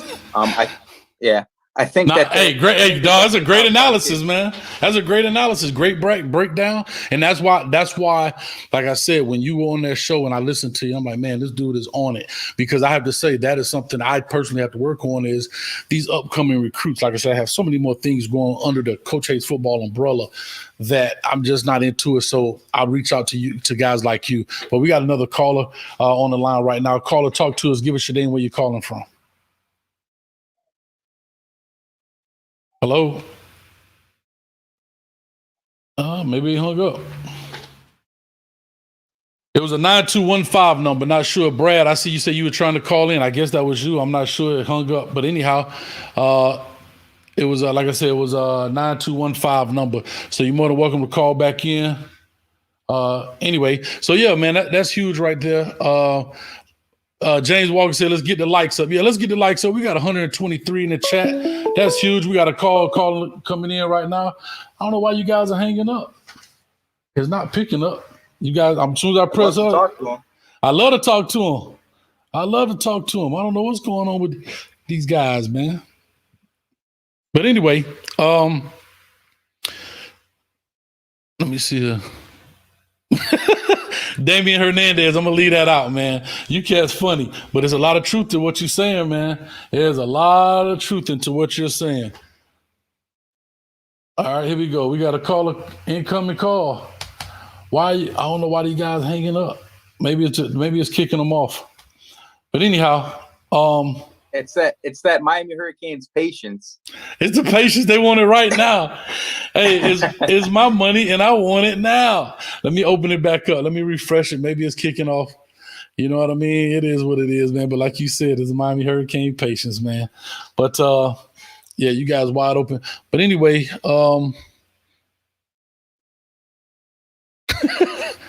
Brad says answer. It's a 352. I haven't seen it come up, man. You gotta remember, a lot of people call in, Brad. We hot boys in the streets, man. They call me Coach 10 Stacks, Brad. So real quick to bring that up, Crib, I don't know if you know, man, we just hit 10,000 subscribers here last Sunday, if I'm not mistaken, man. So, man, that's huge right now for us here at Coach Hayes Football, man. So I'm super excited about that. We did it just shot in the year, man. So April 1st is our anniversary date. But in the meantime, while I'm waiting on the caller, let me ask you a legit question. There was a young man you didn't bring up, and I'm super excited. Hold on, we got a caller. I don't want to miss it. All right, here we go. Is this Brad? All right, hold on, Brad. Is this you? Oh, my God. Caller, talk to us. Give us your name, where you calling from. What's up, Coach Hayes, man? This is J-Love T, man, straight out of North Miami, man. What's up, fellas? J-Love T, man. Glad to have you back in the building, the virtual building, that is. What's up with you, man? Facts. Appreciate it, homie. Shout out to you, the Crib, man. Just wanted to let you know that I'm a huge fan of your platform. And not to hold up too much of your time, please start a YouTube channel, man. The Kings University can't wait, man. Please start the YouTube channel so we can stay connected with you guys. I'm loving it. I appreciate it, man. I got a possible podcast coming along with Jawan Dowd, split at Syracuse in Western Michigan. He's the current defensive coordinator at Monsignor Pace. We're gonna be potentially starting that over the next month or so. We're going to put that on YouTube for you guys, talking about recruiting and things that are going on in the high school arena. You guys just keep up with the platform, and we'll keep you updated. Hopefully we can have Coach Hayes on there as a podcast guest. I'm ready. All right. I'm ready, man. Thank you so much, JT Love. Appreciate you, man. I have a question for both of you guys. If anything, I just want your input because I'm like super disappointed. How do you guys feel about the Coach Ish hire? Because I see everybody's on kumbaya status. Because I really do feel like losing T-Will was monumental to the situation, to where I had the Canes at 10 wins, but now all the way down to 8 wins. And the reason why is because I feel like without T-Will and with anybody in the room to properly train the linebackers properly, that we're basically one of the worst run defense teams in the country. So like I said, I just want to know, like, what's your input on it, and do you guys still have a high standard for the season this year, especially for the defense? But that's it, and you guys have a blessed one, man. Thanks a lot, JT Love. Appreciate you, man. Support. All right, Crib, I'm gonna let you go ahead and start that off, man. I appreciate the love, by the way, too. And just to get into it, I mean, we spoke about it. I think the Coach Ish hire was a good hire, especially in regards to recruiting. Like I said before, I think the expectations for this upcoming year should be tempered a little bit. I think double-digit wins are attainable just because with the current roster in place, they do have some guys coming back who bypassed the draft. But there's still issues personnel-wise with the interior defensive line and linebackers, right? Leonard Taylor's not an early enrollee, so he's not getting in the building right away. There's going to be a growth period, especially with Manny's scheme. It's not just go out there and play football anymore. He's actually got to learn the position. He's got to learn the semantics of being a 3 technique in an aggressive defense. So I don't know how much better the run defense gets this year. I think maybe Manny taking a hold of it will help out a little bit. But we discussed the issues of Manny as a defensive coordinator stopping the run. So, like I said, I think expectations should be tempered a little bit. But it should be a solid year. They're not going to be like Clemson and Bama, but it should be a solid year. I got you. And my only take onto that JT Love, I've already mentioned it. I'm not upset with the hire. I get it. I understand it. My only concern that I had in that, very simple, was the room got a lot younger, right? And so but I understand that too. The coaching pool got a lot smaller as late as it's gotten into the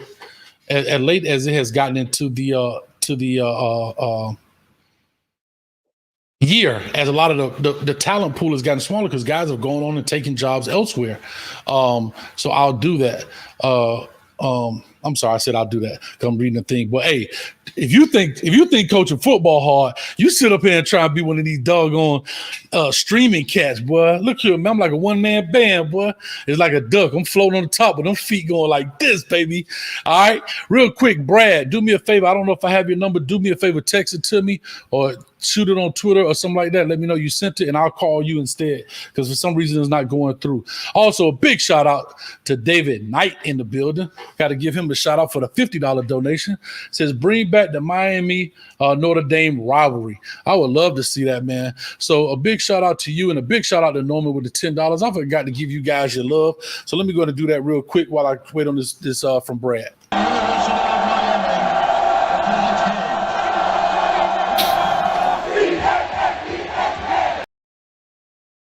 Come on.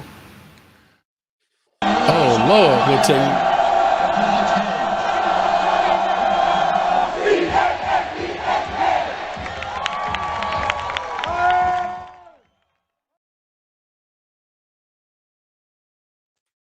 All right, man. So we got that in the building. Like I said, Brad, I want to take your call. Try to call in. I don't have any calls coming in right now. Maybe it's something up with the line, man. I have not a clue, bro. But I don't have your number, man, on deck. So hit me up if you have my number or Twitter or whatever the case may be, and I'll definitely check it out because we're about to get out of here in a few minutes. Want to make this around 1:30, 1:45. I don't want to keep Cree up too long. He got some more recruits to check out. While we're doing that, I saw you had put a list out, and I looked at that. And I saw you had put a list out about some of the unsigned talent here in South Florida on your Instagram, correct? Yeah, I put it out on Twitter and Instagram. I try to send it out to any coach that follows. Unfortunately, 2021 was a COVID year, and scholarships are limited this year. So me, Footballville, and Fanit try to put that out there. We came together with, I think it was about 48 names. Obviously, there's more in South Florida, but we came together and put that together, try to get it out there and distribute it.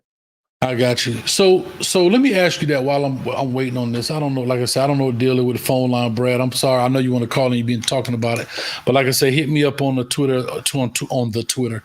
Anyway, hit me up. Just sent you Twitter, brother. Okay, got you. As soon as I make this point, we'll call you. Sure. Hold on. Alexa, cancel. This chick always talking when nobody talking to her, man.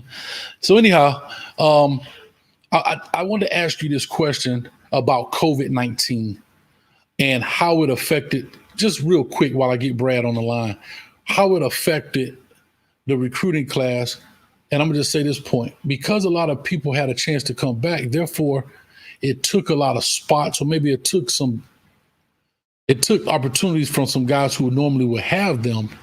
And that's why maybe this list is as extensive as it is with only 48, and it's probably many more that could be on that list.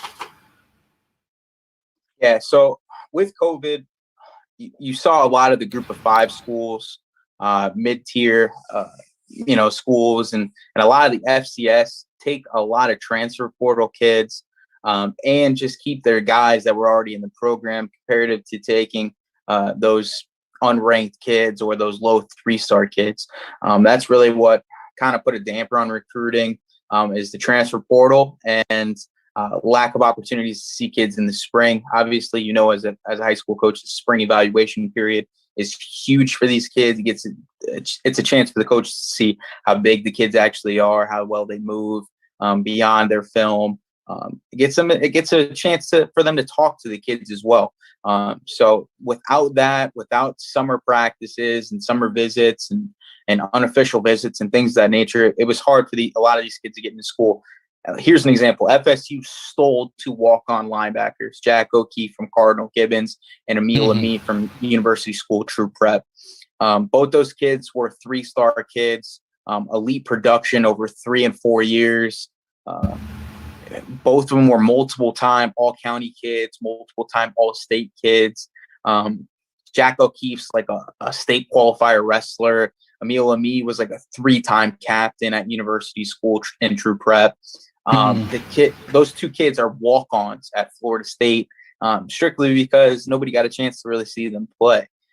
So that's really that's a perfect example of how COVID impacted recruiting this year. It hurt a lot of kids, but then it helps some programs like Miami. I don't know if James Williams and Leonard Taylor stay in South Florida if there's not COVID. So there's a lot of things that COVID affected. I think those were probably the 2 biggest things. All right. Well, definitely, man. We're going to check it out real quick. Brad, I'm getting ready to call you. I got your number queued up, so it's going in. J Love T said, let's not forget Julian Armella as a must get. What's your take on him real quick before I call Brad? I mean, I think he's the top offensive lineman in South Florida. I just don't think he's an attainable get for Miami. He's not an attainable get. I think he's either an Alabama, Ohio State, Clemson type kid, or he's going to FSU. Gotcha. So I don't know. And personally, I don't think that offensive line is a must get for this class. I don't think it should be a must target because you bring in 4 kids in this past class that were exceptional players. So I don't know if that's so much a must target for me as those other 8 are. Okay. Well, we get ready to call Brad here right now. I know we had another call. We calling Brad right now. But while we're doing that, while it's ringing, all right, go ahead and hit up the man.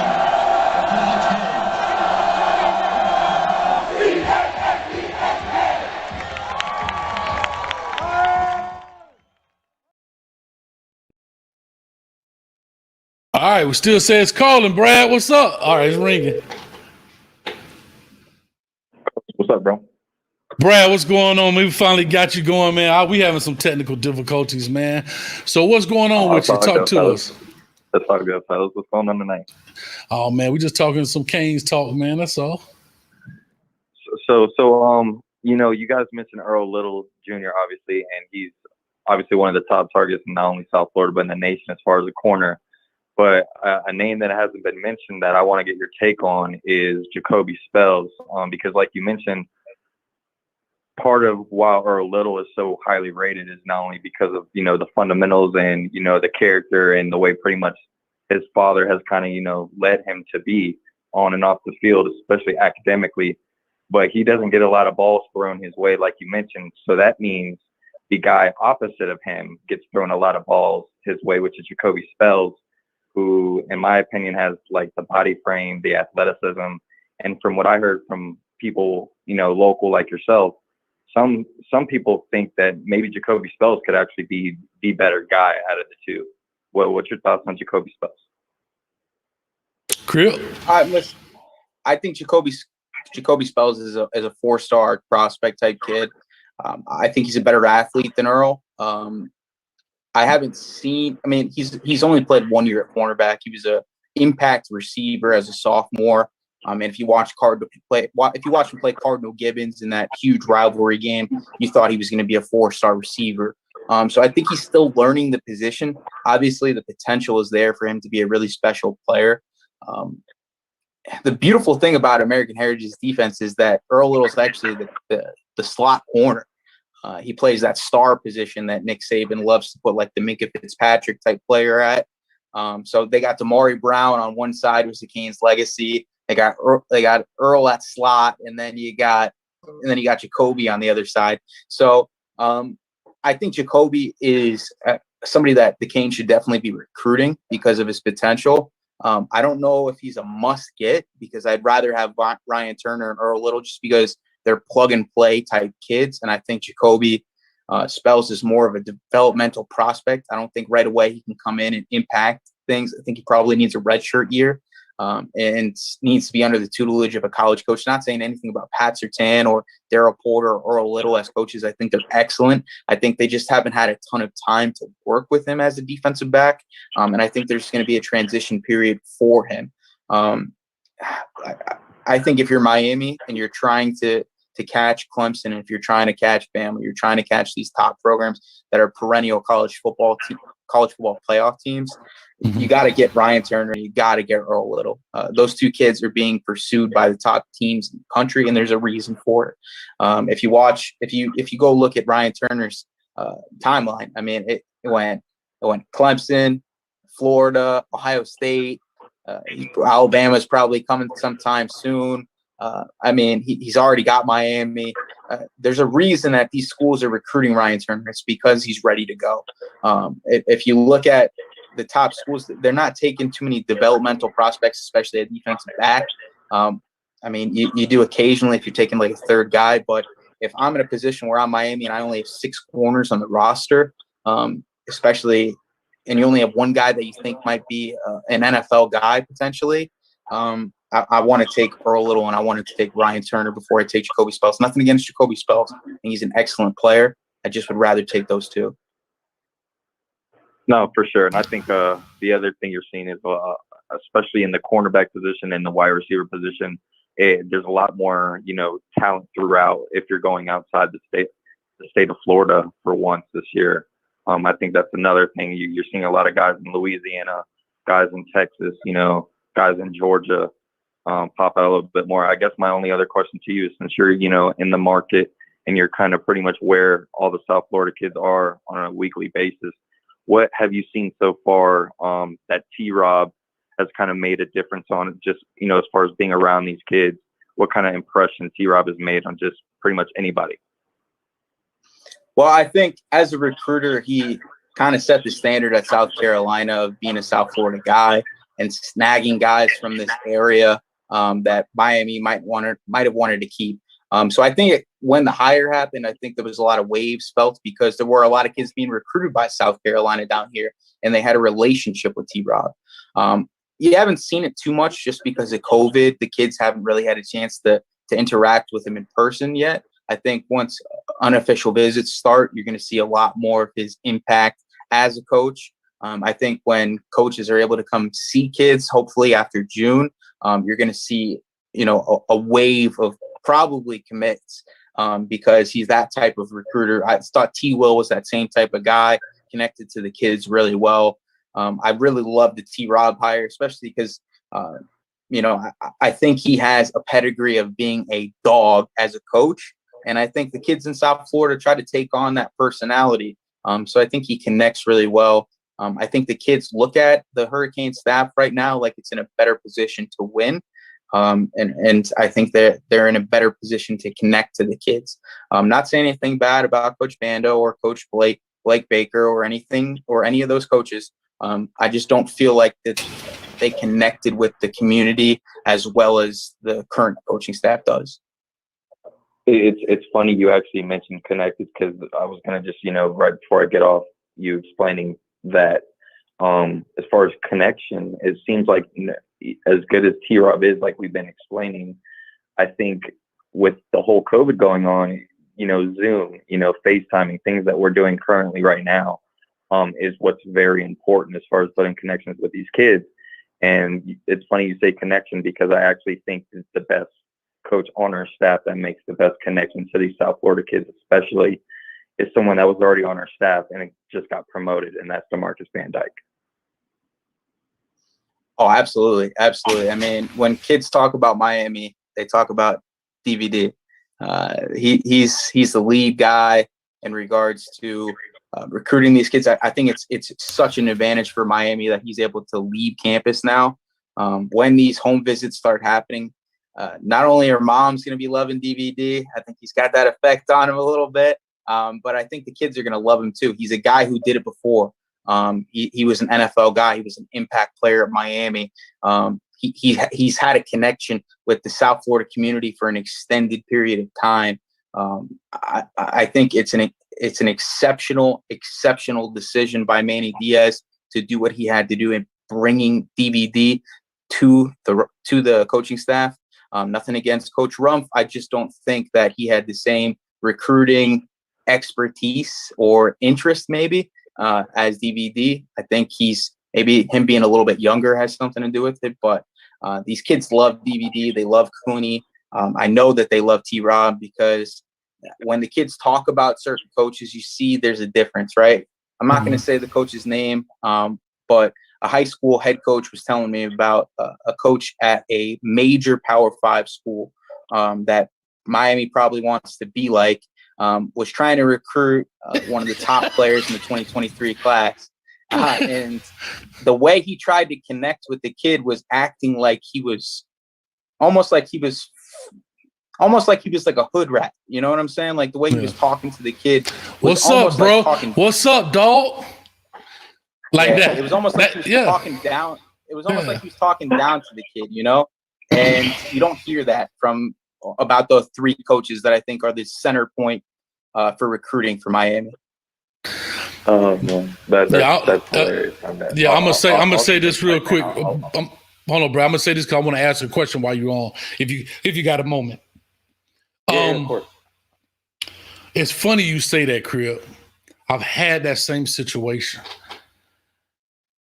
That one thing about these young kids, I call them kids, right? Because I know hosts don't know like when we call them kids, and I understand. But hell, I'm 43 years old. Some of them could be my kids, right? But I understand why he says that. So I'm not knocking him for doing it. I understand why he says it. But again, when you're coaching, it just comes out your mouth sometimes. So excuse me. But one thing about these players, they know real from the fake. Right? They know when people, and I've said this about kids in South Florida. If we trust you, we like a pit bull. If we trust you, you can slap us across the face and we still fight for you. But if we don't trust you and you slap us across the face and treat us any kind of way, you're going to have a real problem on your hands. And that's the truth. You can't, like, and I don't know the school you're talking about. It's funny the way you described it because I've seen that so many times. When these coaches, sometimes they walk into these buildings, yo, what's up, dog? Like, it don't even sound right. You know what I'm saying? It doesn't even sound authentic. You know, you got some coaches coming up, what's up, player? You know, and they just got it. Some of these guys, they see one of their counterparts doing it like, man, he got it. I'm going to try it. Bro, you know, you got to be who you are. You understand what I'm saying? But I'm going to go back and say this. I just want to make that point. Here's a name that didn't come up. May not necessarily be a South Florida recruit, but he's a 2020 guy. And Brad, I know I don't know if you're watching or not, you can see it. And Brother Jay Blaze, who was the first one to me, right? I know you guys are in the know, Brad and Crib, y'all in the know. But Brother Jay Blaze, who I'm never gonna forgive, was the one that broke the T Will story to me, like Coach T Will. So I'm not gonna let Brother Jay Blaze live it down. I'm just messing with him. But he brings up a name on here. Kamari Wilson is a must. Kamari Wilson was the very first player I did on this channel on April 4th, 2020. Because his uncle, coach, we coached together, and I ran this idea by him. You're like, man, use my nephew. But as you know, Coach Will Nellums has passed on at this point. So rest in peace to him. But Kamari Wilson, to me, and I know he's not necessarily South Florida. He's a Fort Myers, I believe, from Fort Myers. He's at IMG now. What do you guys think about him, if you know anything at all? Nah, I mean, I think first. Kamari, you want? I mean, one of the top guys. Definitely one of the top guys. I think he has a lot of ties to some certain coaches. You know, he's one of those kids that he loves, like you mentioned, as far as being authentic. That's something that I think Kamari really values in his recruitment, is being able to relate to the coach that he's talking to and kind of build that bond, more of like either, you know, a brother or a father mentorship. He really values that in a recruitment. And I think, you know, you look at guys like T-Will, guys like T-Rob, those are guys, even DVD, those are all guys that could potentially, you know, offer that. I think right now, I mean, you look at his social media, he's interested in a lot of teams right now. And unfortunately, a lot of the teams he's interested are some of the top teams in the nation. And there's no telling where he's going to go. I mean, I've heard good things about, you know, where possibly could land him. And obviously, I've heard that he could, go to other programs, but he's definitely one of the top guys in the nation. I think that the benefit for Miami right now is we're just in a so good position right now in that position overall.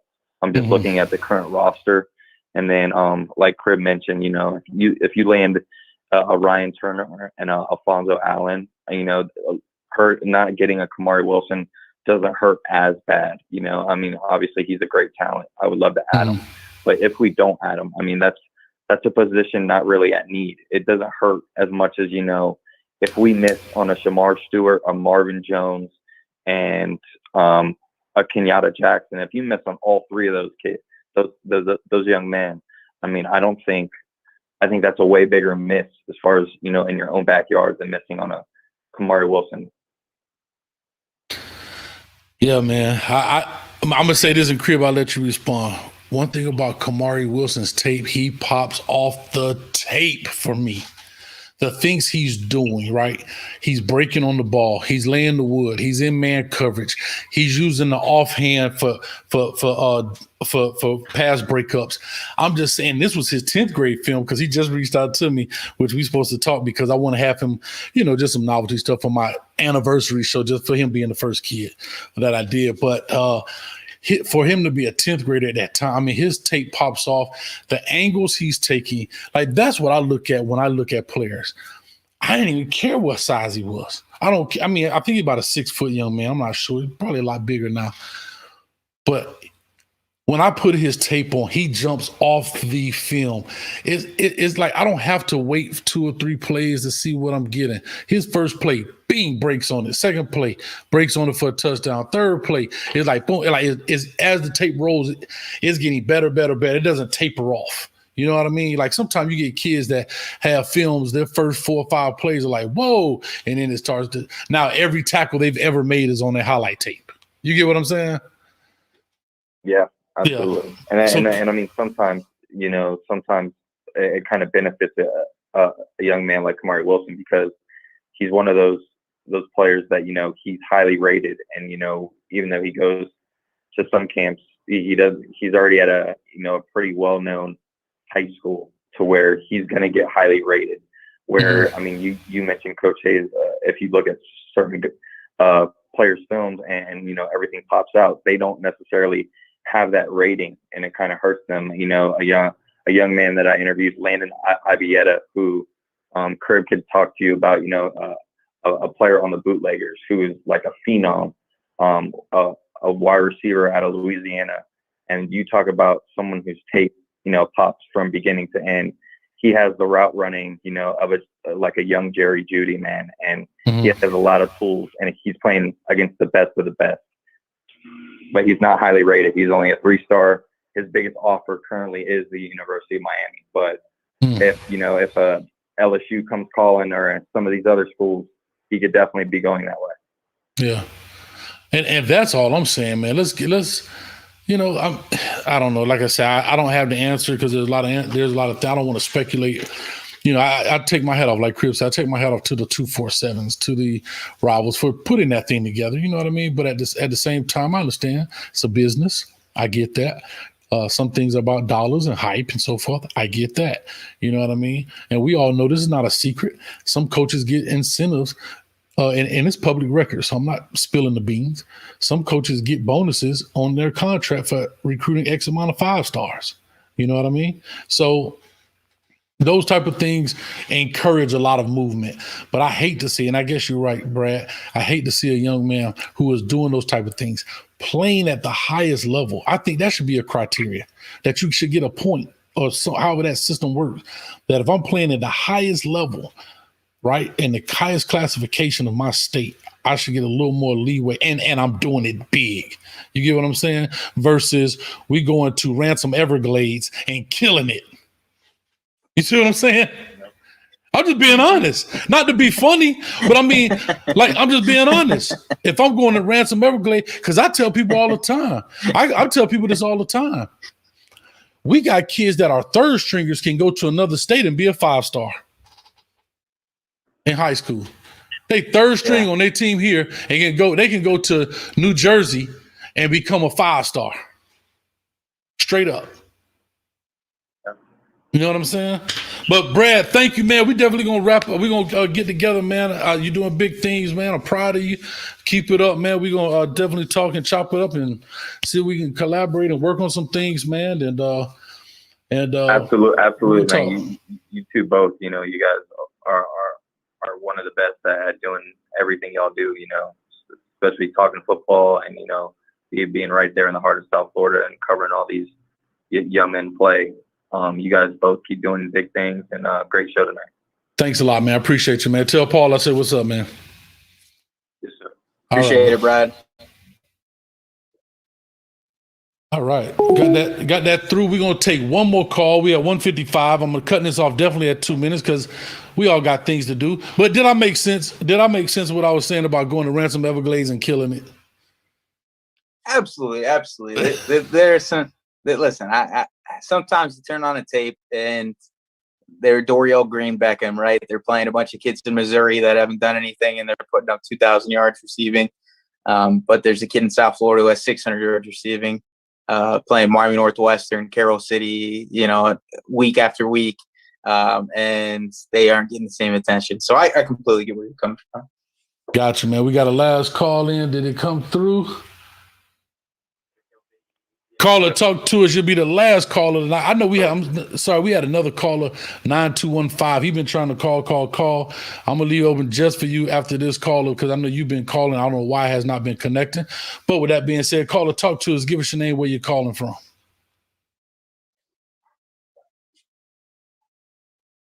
Caller.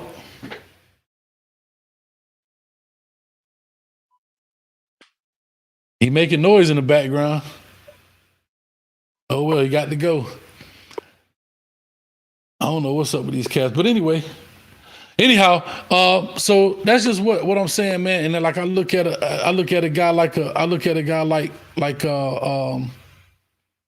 Kamari Wilson, man. And I understand what Brad was saying. He had a very valid point about the amount of guys we have in that position. But bro, that dude pops off the tape. But hear me out. Is it worth taking off the kids that you already have in the position? Right, Cam Kinchin's week in and week out was popping off for Northwestern against top competition. Avante Williams was one of the top recruits in the country. If he comes back from the neck injury, Brian Balam was one of those guys at Miramar. He's a 4.0 student, right? Does all the right things. He's a big time athlete, right? Like you got. Must have got a text message. Yeah, my phone popped up. Sorry about that. It's all good. But no, I mean, listen, I obviously he's one of the top safeties and recruits in the nation. So if you can get him, go out and get him, right? But I don't know. I like to put my eggs in baskets where I need something, right? Like I need a guy, right? Cornerback, you know, speed at receiver, interior defensive line, linebacker. I think those are positions where they're immediate priorities. So if you can grab that guy, from the Ohio States, from the Bamas, right, who are coming after him really hard, do it. Of course, take Kamari Wilson. I don't think anybody should say Kamari Wilson's on a take, but is he a priority recruit? I don't know, because you're so strong at safety with the young guys that you have in the building already. All I'm saying is this. I know it sounds selfish, but this is how you get back. I understand the transfer portal is different now. I understand guys are quickly to move on. Back to my saying, iron sharpens iron as man sharpens man. I don't care if you're a year behind. I don't care. Let's load. And I know what you're saying about needs. But when a guy like that, I'm going to make a statement. You ready? Let's hear it. Hold on, let me give my praise to this money first, because people are gonna start jumping off the screen. Aaron Sims, $4.99, Texas fan here. What's your opinion on 21 wide receiver signing Jaden Alexis? And is there any smoke for Kamari Wilson to Texas? Rumors in your opinion? I don't have any information on Jaden Alexis. I really don't. I'll be lying to you if I told you I follow Texas very closely. I do some of the recruits there from the WRE, so I don't know who he is. And for Kamari Wilson, I have not heard anything about him going to Texas. Of course, I know they're probably recruiting him, but I have not heard anything in that realm. And because you're a Texas fan, I won't even throw it in your face with Sebastian throwing up the money. I'm just going to say I appreciate it. All right, here we go. Just a little bit on Jaden Alexis. Okay. Jaden Alexis is a huge signing for them. He's running crazy times in track. I think he was a 10.6, 10.5 guy. Wow. The kid he was the president of the school of his class, right? So he's like a 4.0 student, excellent kid, one of my favorite kids that I've spoke to in the 21 class. He is an exceptional player. He didn't play his senior year. He opted out of the season. But I mean, he was a guy that I would have liked Miami to have. Unfortunately, they loaded up at receiver. So Texas came in and stole him. So Texas should be happy that they're getting a kid like that. Where is he from? He's from Monarch. Monarch. Over in, okay. Coconut Creek. Yeah, Calvin Ridley and them guys. I actually coached against those guys when they were at Monarch and we were at Flanagan. All right, so here we go. I'm going to say this. And people, but he can't fans finna jump on my head. Let me get my staple gun so I can fire this thing up if I got my staple gun. This protects me, crib. Kamari Wilson jumps off better than James Williams. Oh my God. Where's the hang up button? Oh my God. I can't believe you just said that. You don't believe me? I don't believe you. I'm sorry. Let's put the tape. Let's put the tape on. Let's put the tape on. Here's the thing. And hold on. I'm going strictly off the evaluation of the film. I have not. Again, you could have been there to watch him play. I'm looking at the same clips. I'm looking at overall. Now I'm gonna tell you what James Williams does extremely well. He's got excellent ball skills. Excellent, elite ball skill for a big dude, scooping them off the ground, high pointing. Yes. But I'm telling you, and I don't say this, I've said this before, for safety, we can put the tape on. We could do a whole nother show. We go play for play. They're different players. I think Kamari is more of a free safety type player, more of a cover guy. I think James is more of that guy that you can put in the box and he can jump out in the slot if needed to. I don't know. But can he cover? But hold on, can he cover? His tape James Williams' tape does not show him covering anybody. Man on man? No man on man coverage on his film. No, he never got an opportunity. But he did it against Troy Stellato. When he was matched up with Troy Stellato, he lived and succeeded. And Troy Stellato is going to Clemson as one of the top. I did his film. Where's his tape? All I'm saying is I can only go off the evidence presented in front of me, Your Honor. I can only go off the film. If I can get the film, I would have no problem changing my opinion. I hear you. But what I'm just trying to say. I hear you, but I'm just telling you from seeing him in person, there was no player other than Leonard Taylor that impacted the game in South Florida like James Williams. Obviously, I haven't seen Kamari play in person, so I can't say anything. I don't want to say anything disrespectful about Kamari Wilson. I think I'm not saying disrespectful. I'm not disrespecting by any means. I'm just simply saying. No. I'm just saying, but I'm saying that to the fans on the stream too. What I'm trying to simply say is when I put his tape on, right? Here's the thing. James Williams' very first clip, I get it. He's a center fielder. He speed turn, great speed turn. High points the ball, great. But I see Kamari breaking on the ball. See, there's the difference. I see Kamari filling the lane with impactful tackles. James Williams do a lot of arm tackling and reaching. He gets not this year. Put it on tape. I gotta see the tape. Do you have the tape? You gotta go watch the tape again. Where is it? I haven't seen it. It's not up. It's not up. I hear you. If you watch the Chaminade tape, he was taking Thad down easy. Where is it? All night long. Where is it? I will watch it tonight. I would take the day off work tomorrow. Though I'm just saying I cannot find it. That's what I'm just trying to tell you is that don't deprive the fans of what you have off of putting the tape on, and I'll be the first one to jump on here and say, you know what? I'm a straight liar. James Williams is better than, I won't say way, but better than, or even way better. But as of right now, based on, because I haven't looked at Kamari's junior film, I'm based on the 10th grade film versus a junior film. I'm just making that. Once I see the film, I don't have a problem, but that's all I have to go off of. I'm just saying, I want to see a guy. I don't know, bro. I don't know. I think that his weakest point is he's going to get, I've said this before, he may get exposed because these offensive guys are smart enough to find a way to isolate him and put him in a one-on-one situation. Can he cover? Because they're going to find, who did he cover this year? I want to know because I didn't see it. Troy Salato from Cardinal Gibbons. I got to see the tape. I'm going to look it up right now. I hear you. I'm just telling you, I saw it in person. And I mean, he was covering against Northwestern. Northwestern couldn't throw the ball to anybody. I don't know what I called James Williams this year. I called him the boogeyman because every time he was on the field, teams had to look the opposite direction. You couldn't run his way. You couldn't throw his way. Even on special teams, he won the game against Miami Northwestern with a blocked kick. He blocks the kick and scoops and scores to win the game, basically. Yes, sir. That's what I want. If they don't, yeah. So the kid impacts the game in so many different ways. His energy is contagious. He's just one of those players that you can't even describe the potential that he has. And I was on Footballville talking about James, and I'm not going to say the name. I'm just going to go shh. I'm going to say shh, like that's the beginning of his name. I think he can have that type of impact.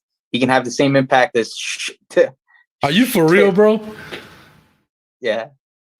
Because here's my thing too. Again, everything I'm saying is based off that film, and I did a breakdown of him.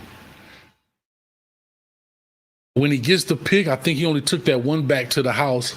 I'm just saying, see that you talking about? Grab that thing and go to the house with it. Yeah. Yeah, I'm not saying that they're the same player. I'm not saying that they're the same player or the same profile. I'm saying his impact on the defense is the same. I gotta his impact. He has. Crib, do me a favor. We got to get out of here. Do me a favor, Crib. If you can find it, if you know somebody who has it, if one of the coaches will allow me to get on their huddle, right? To say, I just want to see, man, because. Eddie says, oh my God, this man is blasphemous. If you talk about me, Eddie, I'll take it. Maybe I am, but I'm only basing on what I saw. You understand? That's all I'm just trying to say. Compared to the two, I'm not saying he's a bad player. I'm comparing these two players. That's all I'm saying. If I can get the tape, if I can get the film, I don't care how I get it. I will watch it. If I got to pay to see it on his huddle, I can't get that access. I want to see his. I do, and you know what I do find? It's a shame that these guys don't make. I don't know. Maybe that's a new thing, right? It's like these little young whippersnappers. They have an Instagram page with 2 pictures on it, but they want 10,000 followers. Like, you know what I'm saying? Like, maybe it's a game. Like, I made it. I don't need to make a junior highlight or a senior highlight film. You know what I mean? That kind of crap, man. Like, give the fans what they want. You understand? Huh? But I'm just teasing, man. But anyway,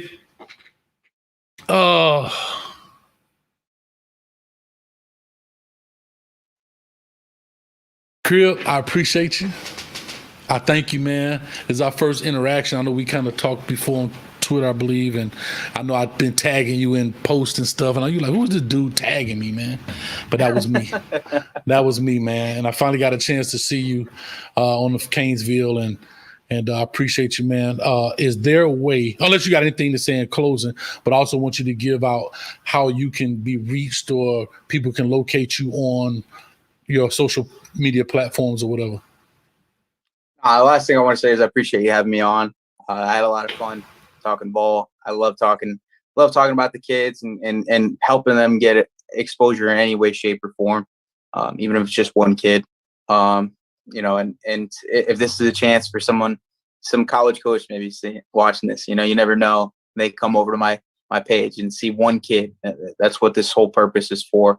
If anybody wants to reach me or see anything that we post, you can follow us on Twitter at the Crib South FLA. You can find us on Instagram at the Crib South FL. Our website is on either one of those platforms. You can find us. You can just search us up on Google at the Crib South Florida, and it should all pop up. We got 2022 prospect lists. Those are all college type kids. It's not just a rundown of every kid in South Florida. We got 2023 prospect list, 2024 prospect list. I know that's pretty early, but you guys can get a nice idea of who to be looking at. Search up some names and do some research of your own. If you guys ever have any questions, I'm usually accessible through direct message. I try to be attainable. I'll never go big time. I'm South Florida born and raised, and I love just talking ball. So anytime you want to talk, just hit me up. All right, man. Well, I appreciate it, man. Real quick before I do get out of here, we still got 103 in the chat. You guys, excuse me, you guys have been great. You've been banging up the chat. I don't know what the likes look like. I would love it if it's more. I don't know. Bang it out before you leave. Hit this up. Man, like I said, Crib, I had a great conversation. I thought it was fun. You gave great insight. Not only that you picked the guys, you actually told us why. And that's another reason why I wanted to have you on the show, because I like people who teach, right? I don't like people who just coach talk and speak in cliches, right? I like this young man because he can ball. Tell me why he can ball. You understand? So I appreciate that, man. Also, real quick, in conclusion, you can check me out on my platform. You see the thing kind of changed a little bit, right? We got new subscribers. Man, shout out to everybody who donated. Big shout out to David Knight with the biggest donation of the night for the $50. Thank you, David. We definitely need to talk, man. I want to finish that conversation we were talking about the other night. So you're more than welcome. We can reach out. We can talk one day. And for those that do donate on Cash App, I want to just say this quickly. I use that as maybe a private donation because I did have somebody donate before. They didn't like the fact I put their name out that didn't realize that. So that's why I put that up there. Or maybe some people don't have the super chat or whatever it is and they can put on there. But if I hit you back with the red heart, that means I got it. That's my way of saying thank you. I love you. It doesn't let me put a message in or anything like that. So appreciate to everybody who does that, as well as in conclusion here, before we get out of here, please check out the sponsor, Alex Tabio. All right. He's from Certified Home Loans. He will help you get into your first home. He will also help you refinance your home. All right. Interest rates are in the twos right now, in the mid to high twos. Go check him out. Trust me, I'm having some dealings with him as we speak. All right, on some properties. He's helping me out. He's also educated me. All right, that is FHA loans and VA loans, as well as conventional loans and other mortgage dealings you need. He has all that information, over 20 plus years in the system. And so he knows exactly what he's talking about. Check him out at his phone number, which is 305-205-1697, as well as his email is atabio@certifiedhomeloans.com, and I'll put that in the description. Other than that, everybody else, look at this, man. You almost got me. I almost got out of here, man, but my man hit me up. FSU is on y'all heels. Tighten up. Willie Green. Well, Willie Green, I thank you for the $5, and this is my response to you. Since you are FSU hater, Willie Green, this is my response.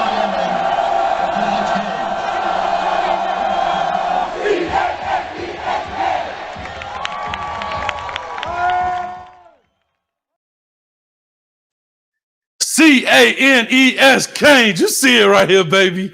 Let's make it happen. Crib, thank you so much. I appreciate you. We out of here. Check out my man Solo D, who gave us the opportunity on here to use his music, to use his brand. And y'all hit him up on Miami Sports Music. Appreciate you. Check us out next Sunday. Also, make sure you hit the subscribe button. We're on our way to 20K, baby. We're on our way to 20K. And we out of here, man. Thanks a lot, buddy. As always, go Canes. I'm hurt. Oh, Lord, I pressed the wrong one.